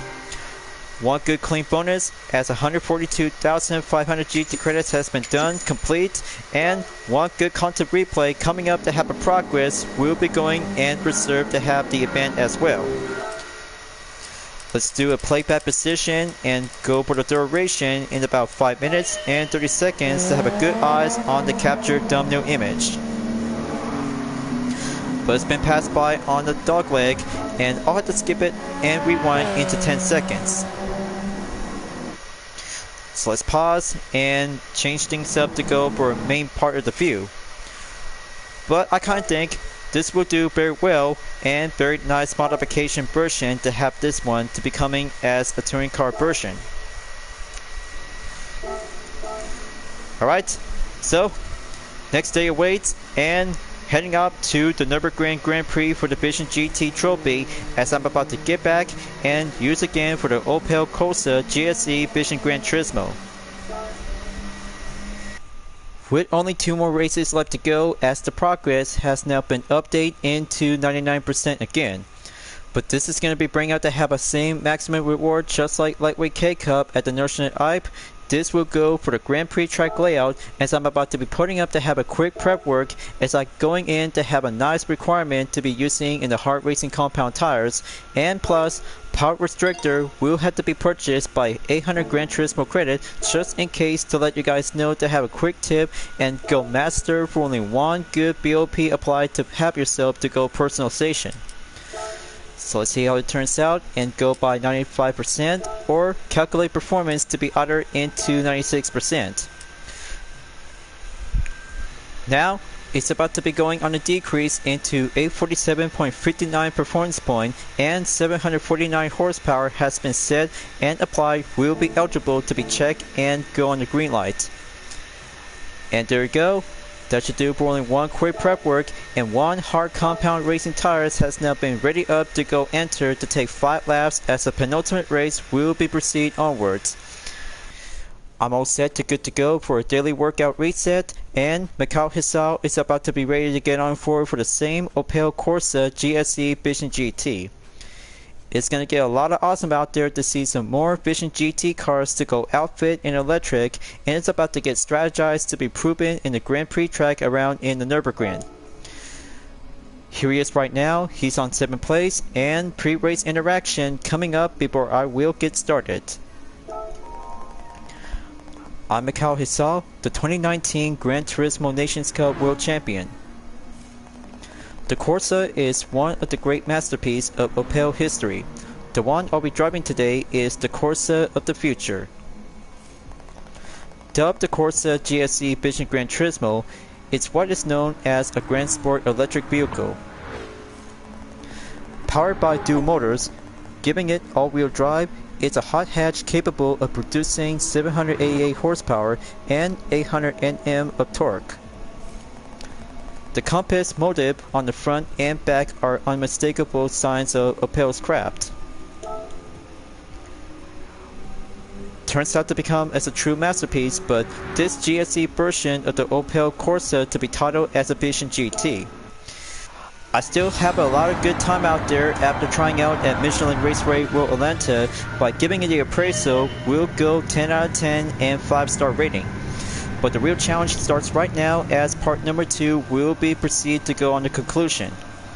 Got to make sure to be ready up and get behind on Angel Inestrosa in 15th place for the Porsche Vision GT spotter, as I'm about to go in number 16. But sometimes a little bit more challenging is going to get a little bit more drastic measures, just to let you know to have a tuning work to go fully reduced in horsepower and have one racing, medium or hard compound tires is the best purpose. In order to do that, to have a skill of strategy to go under by 850. But it takes time, and 5 laps is about to get things up to go racing into a Vision GT exercise to see how you can do very well to be mastered with an Opel Corsa GSE Vision GT. So I had to use it wisely when getting closer to the opponent by using the overtake boost. Just wait until the straightaways is about to get a little bit short, medium or long whenever I had to choose my own main method. Okay, there we go. Gonna have to get behind on the Sierra in 13th place. Gonna have to go for a side-by-side on the triple. And here's Sosa in the Mercedes-Benz AMG Vision GT in 12th place. Got to go outside, and here comes a full overtake boost. Will be amped up to go for only one time amount. Heads up, I'm about to go double up, and oh man, did you see that on the left, viewers? This is very much more cool out there when racing with the opponent. Got to admit, that is so very cool and very awesome to have a very interesting 1v1 battle. But it's a full Vision GT party, of course, for only one good additional round of the event. So on to lap number 2. Gonna have to catch up and wait until a few seconds to have some more gauges. We'll be doing a while to have a recharge. We'll go standard on the procedure. Gonna have to take the first turn, and Furukawa in the Subaru Vision GT in 9th place. Okay, one good overtake. all-wheel drive is the skill of the electric success.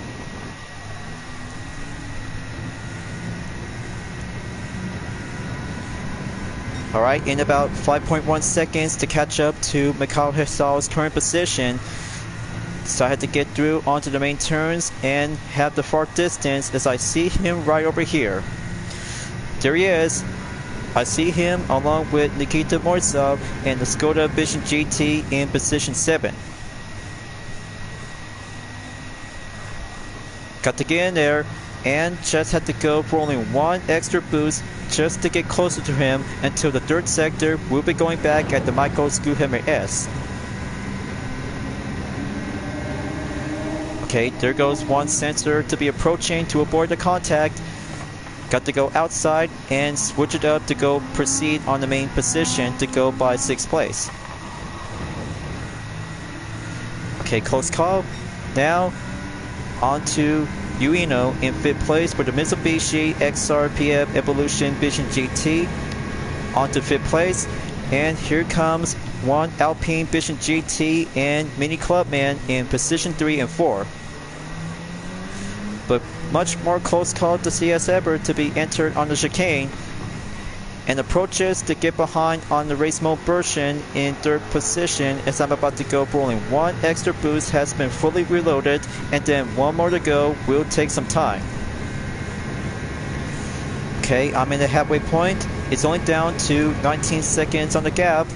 Got to keep going and just have to stay maintained on focus. The only kind of the electric hatchback race car is quite brilliant to see the Opel Corsa GSC Vision GT is now been well debuted to be participate on the track, just to have requirements to go enter to have some tuning work to go for less. But it turns out awesome and amazing to go electric, remarkable to be skillful of the racing strategy. There's Jose Serrano in the Bulgali Aluminum Vision GT in 2nd place.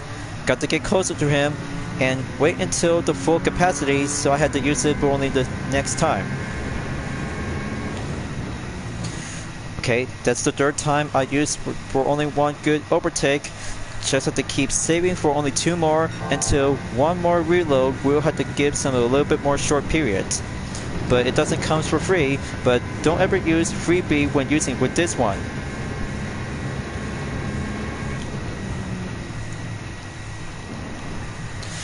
It's only down to 10 seconds. I still have 2 more laps left. Gonna have to catch up to A Rios, currently driving in the Toyota FT1 Vision Gran Turismo. I see him at the far distance, already took the chicane, so I'm about to go offense and wait until the 4th lap. We'll be stepping up to go in penultimate run.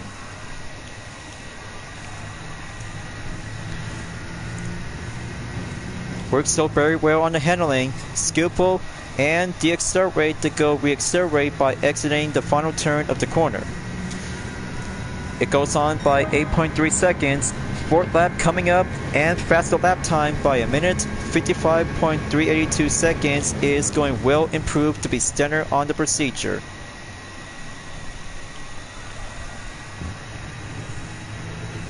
Okay, gonna have to take turn 2 and going up for the apex. Still got some good skills and time attack after the Hyundai Elantra end at the same course to go warm up on road going before one Opel Corsa GSC Vision GT is about to take a turn.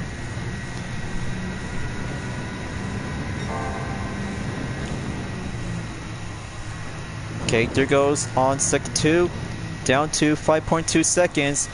Gonna have to catch up to the FT1 Vision GT. 75% overtake boosted has now been regained, recharged. Only one more left. Still gonna have to keep racing on to stay clean, and partially as I had to go improvise to have this single push.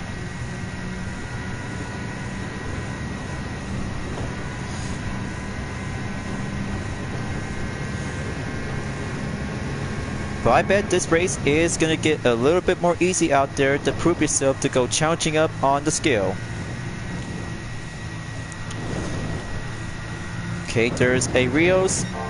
He's coming in, nearly there towards the 4th sector, has already entered in. Time to have the Opel Corsa GSC to bring home to the podium to get up in first place, one ejected coming in, and have one chicane to go clean on the line.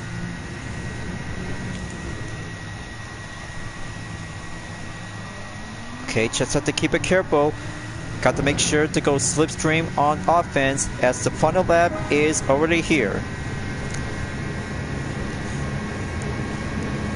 It all comes down to this, viewers. This is going to get a little bit more closer out there to have a 1v1 battle between Opel and Toyota to see which one will be take home the podium. So I have to wait until turn 3 and 4 coming up, and that will help myself to go drop the hammer. Still yet to be patient and make that line to go check on the inside to go closing up on the apex, going in and out, and overtake will have to go for only one single time nitro boosted to be electrified. But it takes guts for only one good electric hatchback race car to stay on top of it. Alright, fully boosted and good to go. And one good turn corner coming up by pulling out the brake. First place is in the lead to have a right spot at the moment. Alright, going back in the third sector to take the Micro Screwhammer S, and full stretch and faster lap time by a minute, 54.887 seconds, as I'm about to have one more batch of the time attack before proceed to the last race of the event. But I can't wait until the brand new weekly challenges is about to be expected until tomorrow on Friday. But hopefully, Speedtamerfest is about to be over soon and is about to go for only a few more days left until heading up to October. Just only have one more corner to go. It all comes down to this, and drive mode to keep it nice and steady up to go clean. So I had to use all the overtake boosts at once, and first place to go clear at the podium. Sweet and good taste of the German electric race car has now been succeeded to go placed by the #1 spot. But thankfully, I kind of appreciate to have a good valuable respect and support for Opel to have this good Vision GT car has now made it into the first position to have a less tuning and pack up to go in hard racing compound tires. But it takes 9 minutes, 43.403 seconds as I got everything to go plan and clean simple to have a simple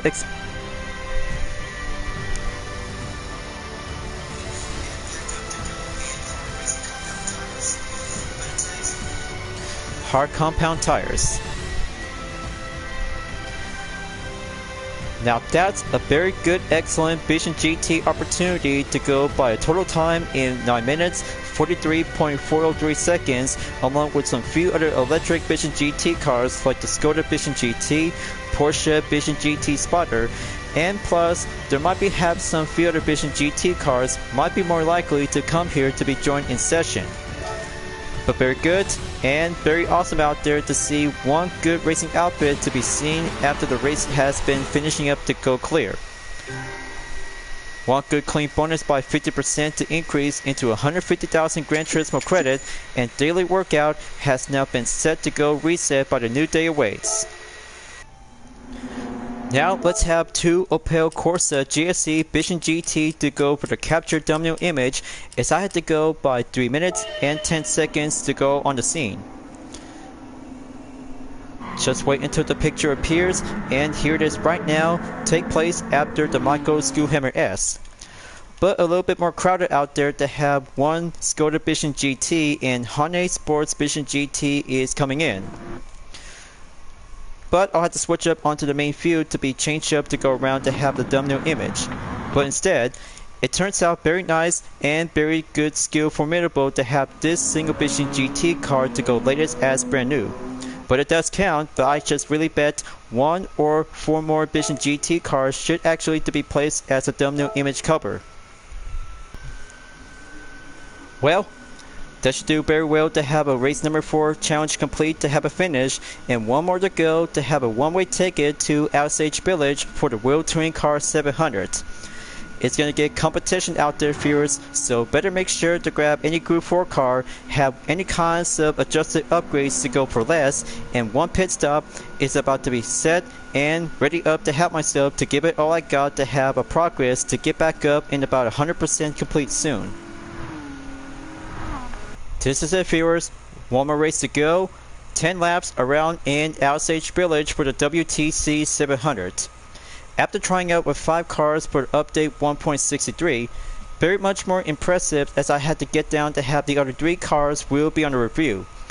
For the Toyota RAV4 Adventure 2020, it turns out very perfect to have a nice different 4x4 SUV to go outfit as an all-wheel drive, as I had to get myself to go for a 10 out of 10 rating, and 4 out of 5 star rating is very perfectly to have a nice different custom part to be seen on the side as a Type B option, which is served as a taxi style transportation. Also for the Mazda Spirit Racing Roadster 12R 2025, when I was racing in Suzuka Circuit for the Japanese FR Challenge 450 to take 2 laps around the course. But very easy, much more impressive, and third kind of the variant that related to the 4th generation Roadster has now been suited up to go for a fully tuned modification, has now becoming as a track limited model. But very perfectly to have a nice good 10 out of 10 rating, we'll have to go adjusted to be additional to be adding up into 12 out of 10. And last but not least, the Toyota Land Cruiser FJ43 1974 when I was trying out to go off-roading racing in Fisherman's Ranch for 1 lap only. But still the classic and very good nostalgia to have a nice 2-door 4x4 off-roader might give an excellent 13 out of 10 5-star rating to see this good kind of an off-roader vehicle has now been designed and will plan to have a nice participation before tomorrow's weekly challenge will be proceed as a brand new special event. Now, let's get it on, viewers. One more race to go, and I'm about to grab the Bugatti Veyron Group 4 with my UTRS Ins Protect livery. 10 times the fuel consumption and 8 times the tire wear is about to go clean strategy and elevation to go climb around on the course. So here I go, viewers. This will bring out to have a no Gran Turismo player feature interaction just like last time when we're racing at Circuit de Spa Francorchamps since the WTC 900 for all Group 2 cars and less for Group 3 cars as well. So I got everything to be set and help myself to go for only 1 time at the pit stop and prefer to go on other to be using in the hard or medium racing compound tires. Here I go, viewers. Race number 9 is about to go green light. In 3 seconds we'll be initiated to go underway to have the best part in update 1.63. It's going to get a lot of competition out there, and I had to do it all for myself, and putting up to have the fuel map will be at the ready to be set to go other on lean number 4. But good thing, one high turbocharged RPM is about to go amp up for a track day focused hybrid car to be well designed as a Group 4 regulation. Very well challenging and well still formidable to have a nice place around in the country of France. So I had to go on up main focus to have a good eyes and 20-second distance on the gap. Gonna have to catch up on R. Keppelham in the Toyota A6 Group 4 along with T. Kato in the Audi TT Cup 2016. Sector 1 check, clear, and proceed in Sector 2. Well, I just really gonna have to go on lean 6 as I had to take a good look on the fuel percentage down to 89. But I'll have to use it wisely, and the tires are about to get a little bit more pressure out there to stay on the line and go on the offense. But here comes the hillside on the curve. Got to take that position and get behind on the slipstream as I have to stay in one piece. Wait until the test course session coming up at the end of the second sector before moving on in Sector 3. Third hairpin coming up, so I'm about to go in and overtake the Porsche Cayman GT4 Club Sport 2016, and I have a good eye on Randall Haywood in 14th place for the Lamborghini Huracan Group 4 as he's about to go overtake at Vallejo Gallo in his Honda NSX Group 4. So you see, folks, I know this event is perfect just for you ever since from the GTWS Manufacturers Cup. but we still got a good racing practice to go ever since you've been doing a lot of good excited out there from the daily races that either to be depends on race number B or race C. But it still have a lot of good exercise workout to get yourself improved on the driver rating, because my driver rating B is still been pending on going due to my absence. But of course, all I think about is gonna have to get my own PlayStation membership plus because of these darn tariffs. But I just really don't want to mention it, so I had to keep moving on and get forward out there to help myself to go plan by making money online in general. But looks like my 1K subscribers is doing well to have my own achievement of success before putting myself into a path of decision. But it turns out very much more important to have a best new chapter awaits for me, but I still have a lot of way to go. But I got a good position to be proceed on number 11, so I had to go quick defense before Randall Haywood in the Lamborghini Huracan Group 4 is coming in behind on my current tail. Gonna have to catch up to Autumn Tapai in 10th place, slide around and keep a good steady up handling to go for the respawn to get closer towards the Ford Mustang Group 4.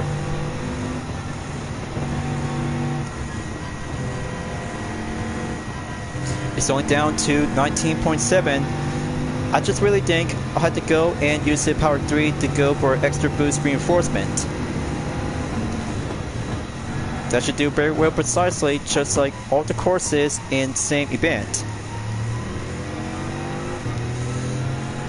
There we go. I bet it also does might have to bring up with 2 stops to the pits just in case to go either to have a nice single recommendation to go for the Red Bull X 2014 Junior until you might need to go for only one time only of the event. But it does help both, but any kinds of Group 4 cars that has a good capability to get stronger and better to have a formidable competition just like the Bugatti Veyron Group 4. But the only kind of a Group 4 car that I'm currently using in the WTC 700 event without having a single Group 3 car. Okay, there goes a contact by H. Okamoto. Gonna have to keep up and go exit after taking turn 1. Gotta switch it in Power 2 just to go faster on the main gap distance in about 5.4 seconds to catch up to Coque Lopez's current position. Just have that hairpin to go in and out by the elevation to be steep in and steep out.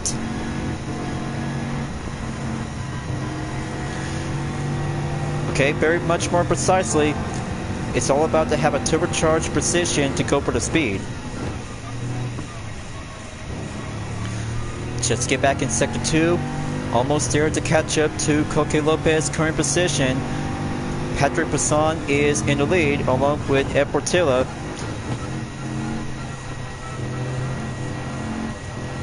Just stay in the asphalt streets of the road and gonna have to keep up to go offense.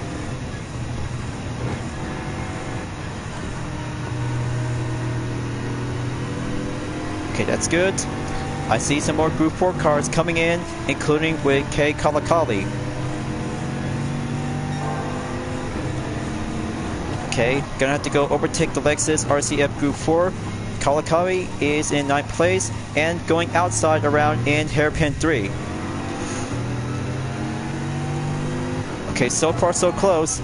Gonna have to catch up to go on the Genesis G70 GR4 in 4th place as I move on in 5th position. One Corvette C7 Group 4 overtakes, and here comes the downhill to have the last 3 turns remain.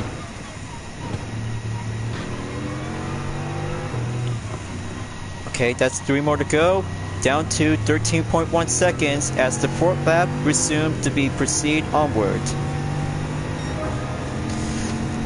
Okay, that's good for my current record update in 2 minutes, 7.733 seconds, and that should do for only one determined to go either on the main content replay.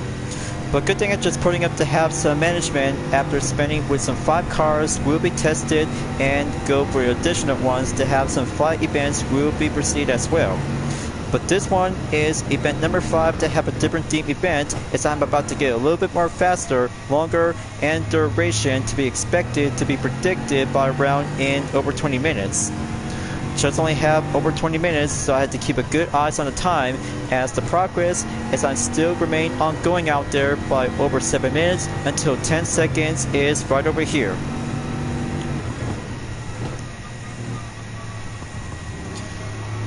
But I still have a good effort out there. Just wait until taking on with the top 3 drivers is going to get closer in about 10.9 seconds. Good thing T Yamanaka is in 3rd position, so I had to get there soon and reaching up into the top 3.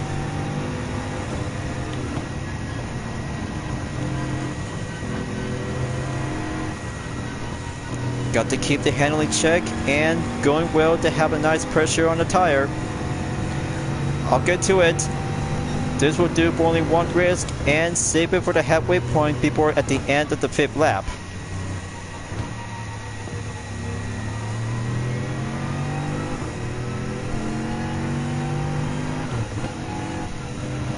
Okay, here it goes.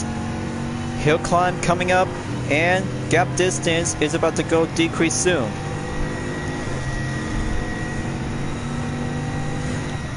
Okay, just as I thought, notification and getting low on fuel. Alright, let's turn this around and go to the pit directly.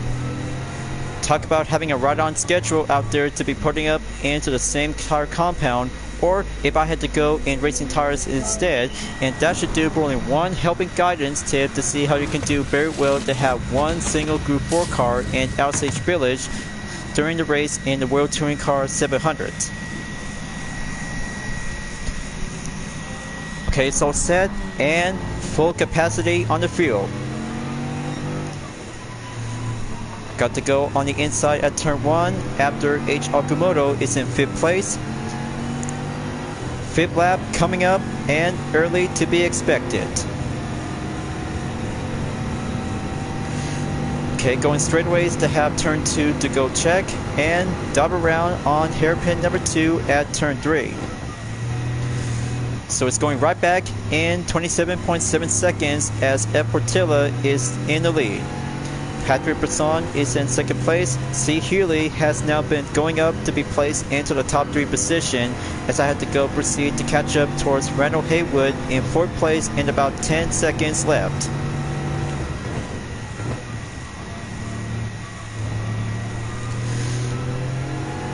Well, I still have to get in the fight and race hard to go achieve.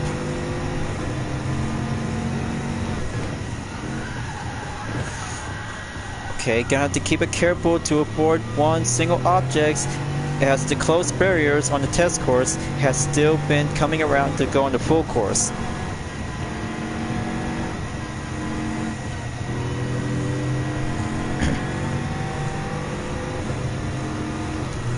Okay, here goes the dirt sector as the outlap has now been still planned and active. Only 23.7 left. Got to keep it going and stay on track to get there soon by the next lap on number 6. Ed Portilla in the Dodge Viper Group 4 is in the lead. Just have the next one until one pit stop to be available for him, and then Patrick Brisson will be coming back in 1st place. But man, this content video is going to be a very long journey. Will be put myself to go for the tour. And there's Randall Haywood is at the pits, only 3% in the field by putting up in the hard racing tires. Overtake and 4 more laps to go.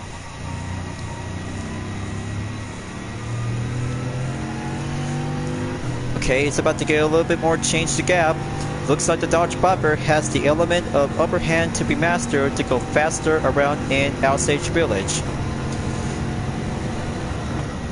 But I really think I still have the best racing opportunity. Will have my chance to get closer to him until coming out at the pits at the end of the 6th lap early, and then lap number 7 to go on in. but I'll have to be patient about it. I still have a good racing choice of the strategy to catch up with the last two remaining opponents until I have to get back up into the top 3. Just have Sector 2 to go resume and pressure onwards to have the 6th lap to remain in the middle of the course.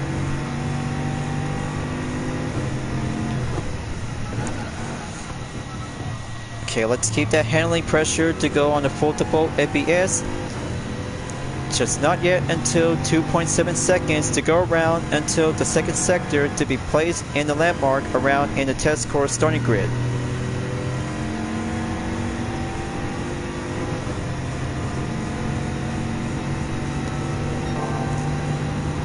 Okay, here it goes, and touch up the apex and go to hairpin 3 by the inside.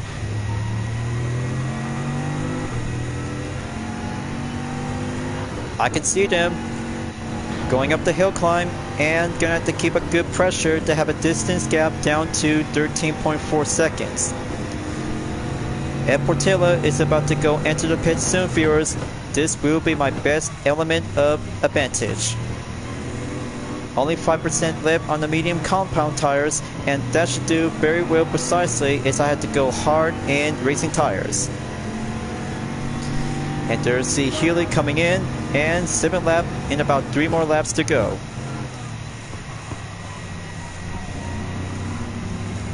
Gonna stay ahead on Bilstein. He's doing well, and Suzuki Swift Group 4 on the expertise.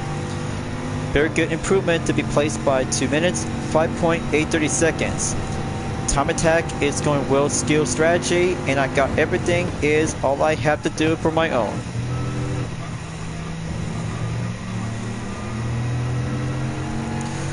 But here goes the 1v1 battle between Suzuki and Bugatti.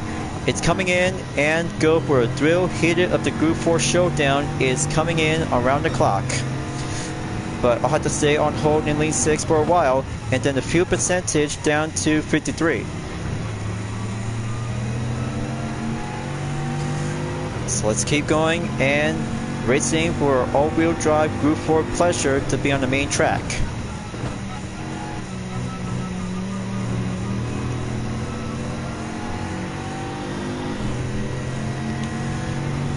Okay, he's about to change around, and I'll have to go on the main position on the middle section of the road track. Deaccelerate and reaccelerate by doing 1 touch of the apex before the third hairpin is coming around to go again for the 7th time.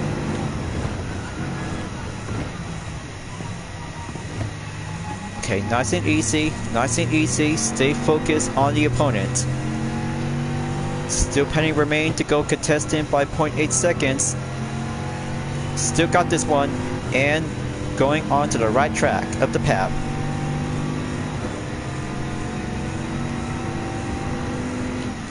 Okay, downhill coming up. Just had to take a short moment on the warm-up, and then last turn to get closer and nearly there. Come on, just have to give it a little bit more speed, and 2 more laps to go.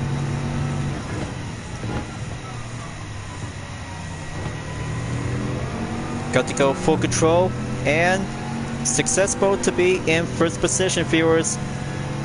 But not yet, at least.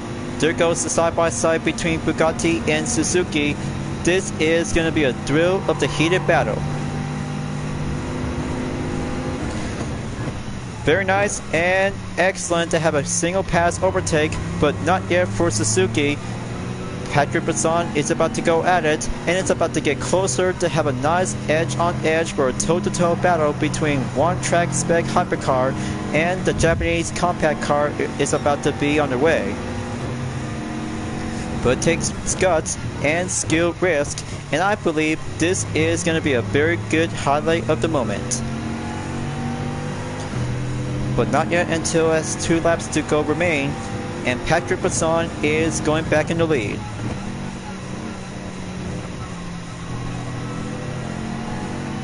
Gotta keep up and stay strong to be pleasured. This will have to take that risk and be very careful to go wisely to have a major procedure on the fuel percentage, as I still have 34% left. but the time progression is about to go change into late afternoon. But I bet it's about to get in for an early evening to see how the sunset to go on the horizon. But man, that was so very close out there, and I almost barely had that good technique for the defense as I needed to do it right now.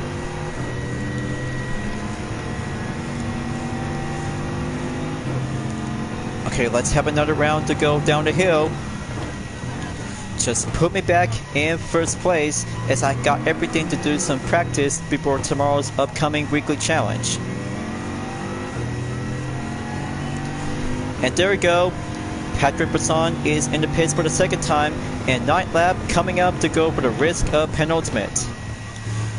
But I don't know, viewers, if I had to do this for myself, this is going to be a very much more tougher risk if I had to use it wisely to go to the pit stop and the fuel map, just to be sure to go for a major risk to stepping in and go by a round to have a major reminder to go suggested by 30%. So I'll have to do it, and I'll have to find out to have one more pit stop to go to have my own risk.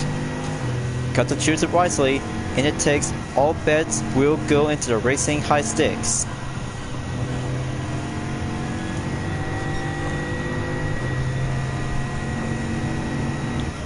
Okay, next sector coming in. Got to keep going. Looks like Ed Portilla and Patrick Brisson is about to get back in second and third place. But I still have one more element of surprise. Will be pulled out to have a racing stop compound tires. Will be the last resort.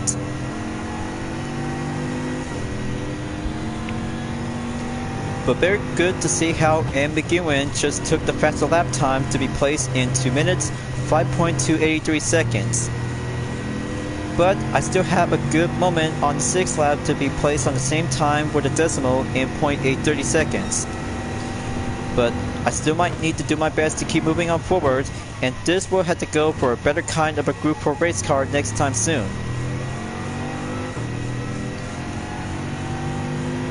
Got to keep going. Hill climb coming up, and wait until the notification is about to be ready to call in.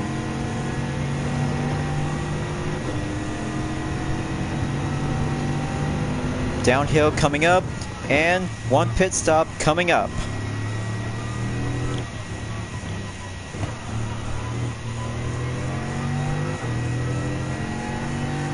Got to do this quickly, but I just need to have an extra percentage on the fuel just in case to go by under 20%.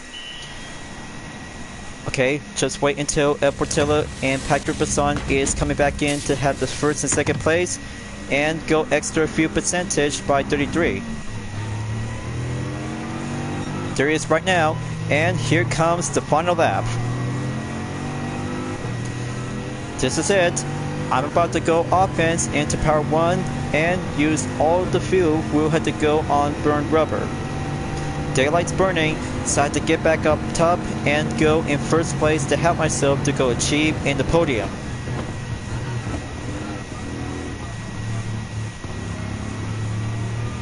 Okay, steady as it goes, and one good eyes on the sun is coming in. And there's a contact right here. I just almost barely had that single damage to be took a hit. But not yet at least. I still might need to go for only one single push remain as 2 sectors left to go. But this one is a test, so I had to keep this one to go serve as race number 9 for the World Touring Car 700. But keep it careful, Ed Portilla. I know I just well prepared to have a nice, well-behaved racing moment, but with all due respect, that is, I just gonna have to keep it nice and keep up with a good French racing pleasure.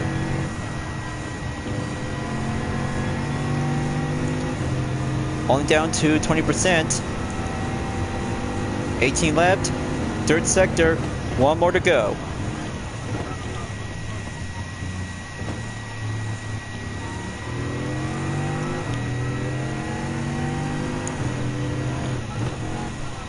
It all comes down to have the last 4 remaining turns. Hill climb is going to take a last step before the finish line is about to get cleared in to have a nice checker flag will be placed soon. And here it goes. Downhill is on the clock. Let's do it and bring it home to the Bugatti Vision GT to have a nice standard bait run on the Group 4 category. But still very yet to be clever to have a nice dashboard to be placed and achieve it to go by the first position at the finish line. But there you go, viewers. But it is a final race to go for a tough difficulty is about to go pro. I really bet it does quite suitable to go by 20 minutes on the duration to be adding up by 1 minute 51.132 seconds, and no sign to have myself to go place in the highlight as the 8th lap until being taken by M. McEwen. Just for him in 2 minutes 5.283 seconds, and I bet I really gonna have to go for standard earning to have this one until being changed and update into 375,000 GT credits. But thank you, Clean Race Bonus, you just saved myself to have a best ever to go skill of reputation. And there's a 4-star roulette ticket for today on Thursday, and very well deserved to have a nice good batch of the content replay, as I had to be pending and do some management after some few minutes where I had to get down and sort things out for myself. Now, as I had to get down to do one thumbnail image, as I had to go suggested to be take place by around in early lap number 8. Got to go replay options and display the race info, but I just went past by soon, so maybe I'll have to do it in lap number 8 to go early after turn 1. Just have to get closer and look at it, viewers. Side by side comes in to have a nice thrill of the action between Suzuki and Bugatti. But I really consider this to have a nice good thumbnail image and go for race info to be turned off. So let's see how the replay content to be saved. Let's find out, and there you go. Whew. Good thing, one good excellent content replay as race number 9 in World Touring Car 700 has now been going back in 100% complete. But all events has been well received as well to get back up for 100% as labeled to be titled in Recomplete. What a long tour ahead of myself, viewers. 5 cars, 5 new events for update 1.63 is going to be a much more bigger and longer out there to have this segment video. Now I'll have to take a good look on the car index and start out to have the first look on the Opel Corsa GSE Vision GT to go on quick description. This Vision Gran Turismo embodies the electric spirit of Opel's GSE sports car brand. Good to have you back, Opel. Gran Turismo series really missed you after the previous titles throughout the years of the decades. It can be quite good to see this one in real life after watching round 2 of the Gran Turismo World Series 2025 at Berlin. But very nice and very good electric high performance racing hatchback that ensures to have a very good electric type to go for a major step of the performance. But inside about the Opel Corsa GSE Vision GT, the cockpit embraced a purified racing ethos, still faithful to Opel's compact design language. The minimalist steering wheel provides a clear, unobstructed view of vital information projected crisply onto the heads-up display. The lightweight suspended the driver's seat, secured with a 6-point harnesses, draws the driver fully into the experience, while the integrated roll cage upholds the highest standards of safety. Elsewhere, on-board sensor keep the driver aware of surrounding traffic. When a vehicle slips into a blind spot, a warning glows through the electro-harmonic fabrics woven into the dashboard and door panels. Well, that might be quite cool and very interesting when I was racing at Nürburgring Grand Prix for the Vision GT trophy. But it does quite very good, truthful, and much more cool to have this one to be added to the game as well. But I believe if they will be having some more Opel cars, it's going to be bringing out to have a best popular pick will be upcoming for the future updates in GT7. But we'll have to find out soon because Spec 3 is going to be on the clock, as we had to be suggested to have some 8 upcoming vehicles, including 2 new tracks as well. A best-selling Land Cruiser with a 24-year production run. Still popular and good classic to have a nice 2-door 4x4 vehicle to be designed in the off-road areas. But look closely down below on the description. In 2021, Toyota announced the reproduction of 40 series parts through Gazoo Racing, proving that this iconic Land Cruiser was, and always will be, worth keeping alive on the road. But that's right, viewers. This Land Cruiser FJ43 is still remained to becoming as the best popular two-door off-roading vehicle from the 1970s. Still awesome, and everybody still loves about this vehicle has still got some roots and elements of nostalgia. Now on to the Toyota RAV4 Adventure 2020, an adventurous SUV for active lifestyles. Okay, good, and very more indeed to have a nice all-wheel drive crossover SUV to be featured with some good set of modification. But I bet I can still think about making my own UDRS Inspirtech livery or any kinds of variants to be well outfitted to be serving as a taxi transportation, or go as a wide-body version to be designed in rally driving. But very good to have a nice review. We'll go for 5-star rating and appraisal, as I suggested to go for only 10 out of 10. Now for the car review number 4 on the Mazda Spirit Racing Roadster 12R 2025. With only 200 units ever produced, this is the ultimate works-tuned Roadster. Still have a good roots at the 4th generation Roadster that have another variant just like the original and the NR-A as 2022 model. But they're kind of another Roadster to have the same model and putting up to have a nice good limited production vehicle to be designed on the track. But good thing to have one Recaro seats and the Fujitsubo exhaust system, with production capped only just to have the same numbers of 200 units. But the Roadster 12R stood as perhaps the ultimate works-tuned Roadster. But that should do for only one good excellent road car without any parts to be upgraded, but tires only, but no parts, just to have this one to becoming as a special kind of a third variant Roadster as a 4th generation. And last but not least, the Elantra N 2023. This track-ready Elantra is brought to you by the letter N. Awesome and good on the description. Other kinds of features to see this good track-ready spec Elantra has now been designed to go in motorsport. But it still have the elements of the sedan to be placed as a normal, but one good sports sedan has now been added to GT7 as well because of the performance and drivetrain layout. Okay, I messed it up again. Elantra N 2023. This track-ready Elantra is brought to you by the letter N. Awesome description and very cool to have a nice sports sedan to be ready on the track. But luckily, as I brought another one to go purchase from the brand Central to be coming as a wide-body version to be outfit, modified, and go upgraded to be racing at Watkins Glen International for the Race the Turbo Sports Car event. But I still have a good enjoyment moment out there, and I kinda think trying out 5 cars for update 1.63 in September 2025 content for Gran Turismo 7. So viewers, what do you think about trying out with 5 cars to have a very good excellent experience along with some 5 events will put myself to have a different change of perspective to go around. But I know, it's been a lot of hard work and progress to help myself to go ready up before I proceed to December of this year. We'll be bringing out to have a big surprise in GT7 Spec III.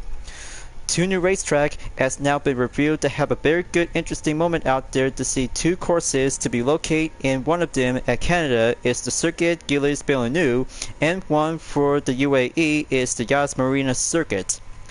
2 of them are about to be set to go on the main debut until we'll have to find out soon enough, and we got some very good eye interest with some upcoming 8 vehicles and massive surprise features. The first one that you guys really gonna love this one is the Ferrari 296 GT3. A brand new race car is about to be coming to GT7 as well, to be titled as a Group 3 category along with the Ferrari 458 Italia GT3.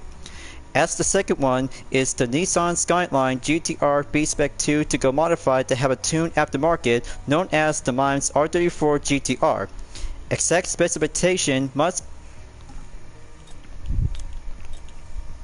Okay, let's try it again. 296 GT3. A new race car to be coming as a Group 3 category to be welcome aboard to GT7 as well, along with a Ferrari 458 Italia GT3. But this kind of a race car is very cool and very awesome out there to be coming as a successor to the 488 GT3.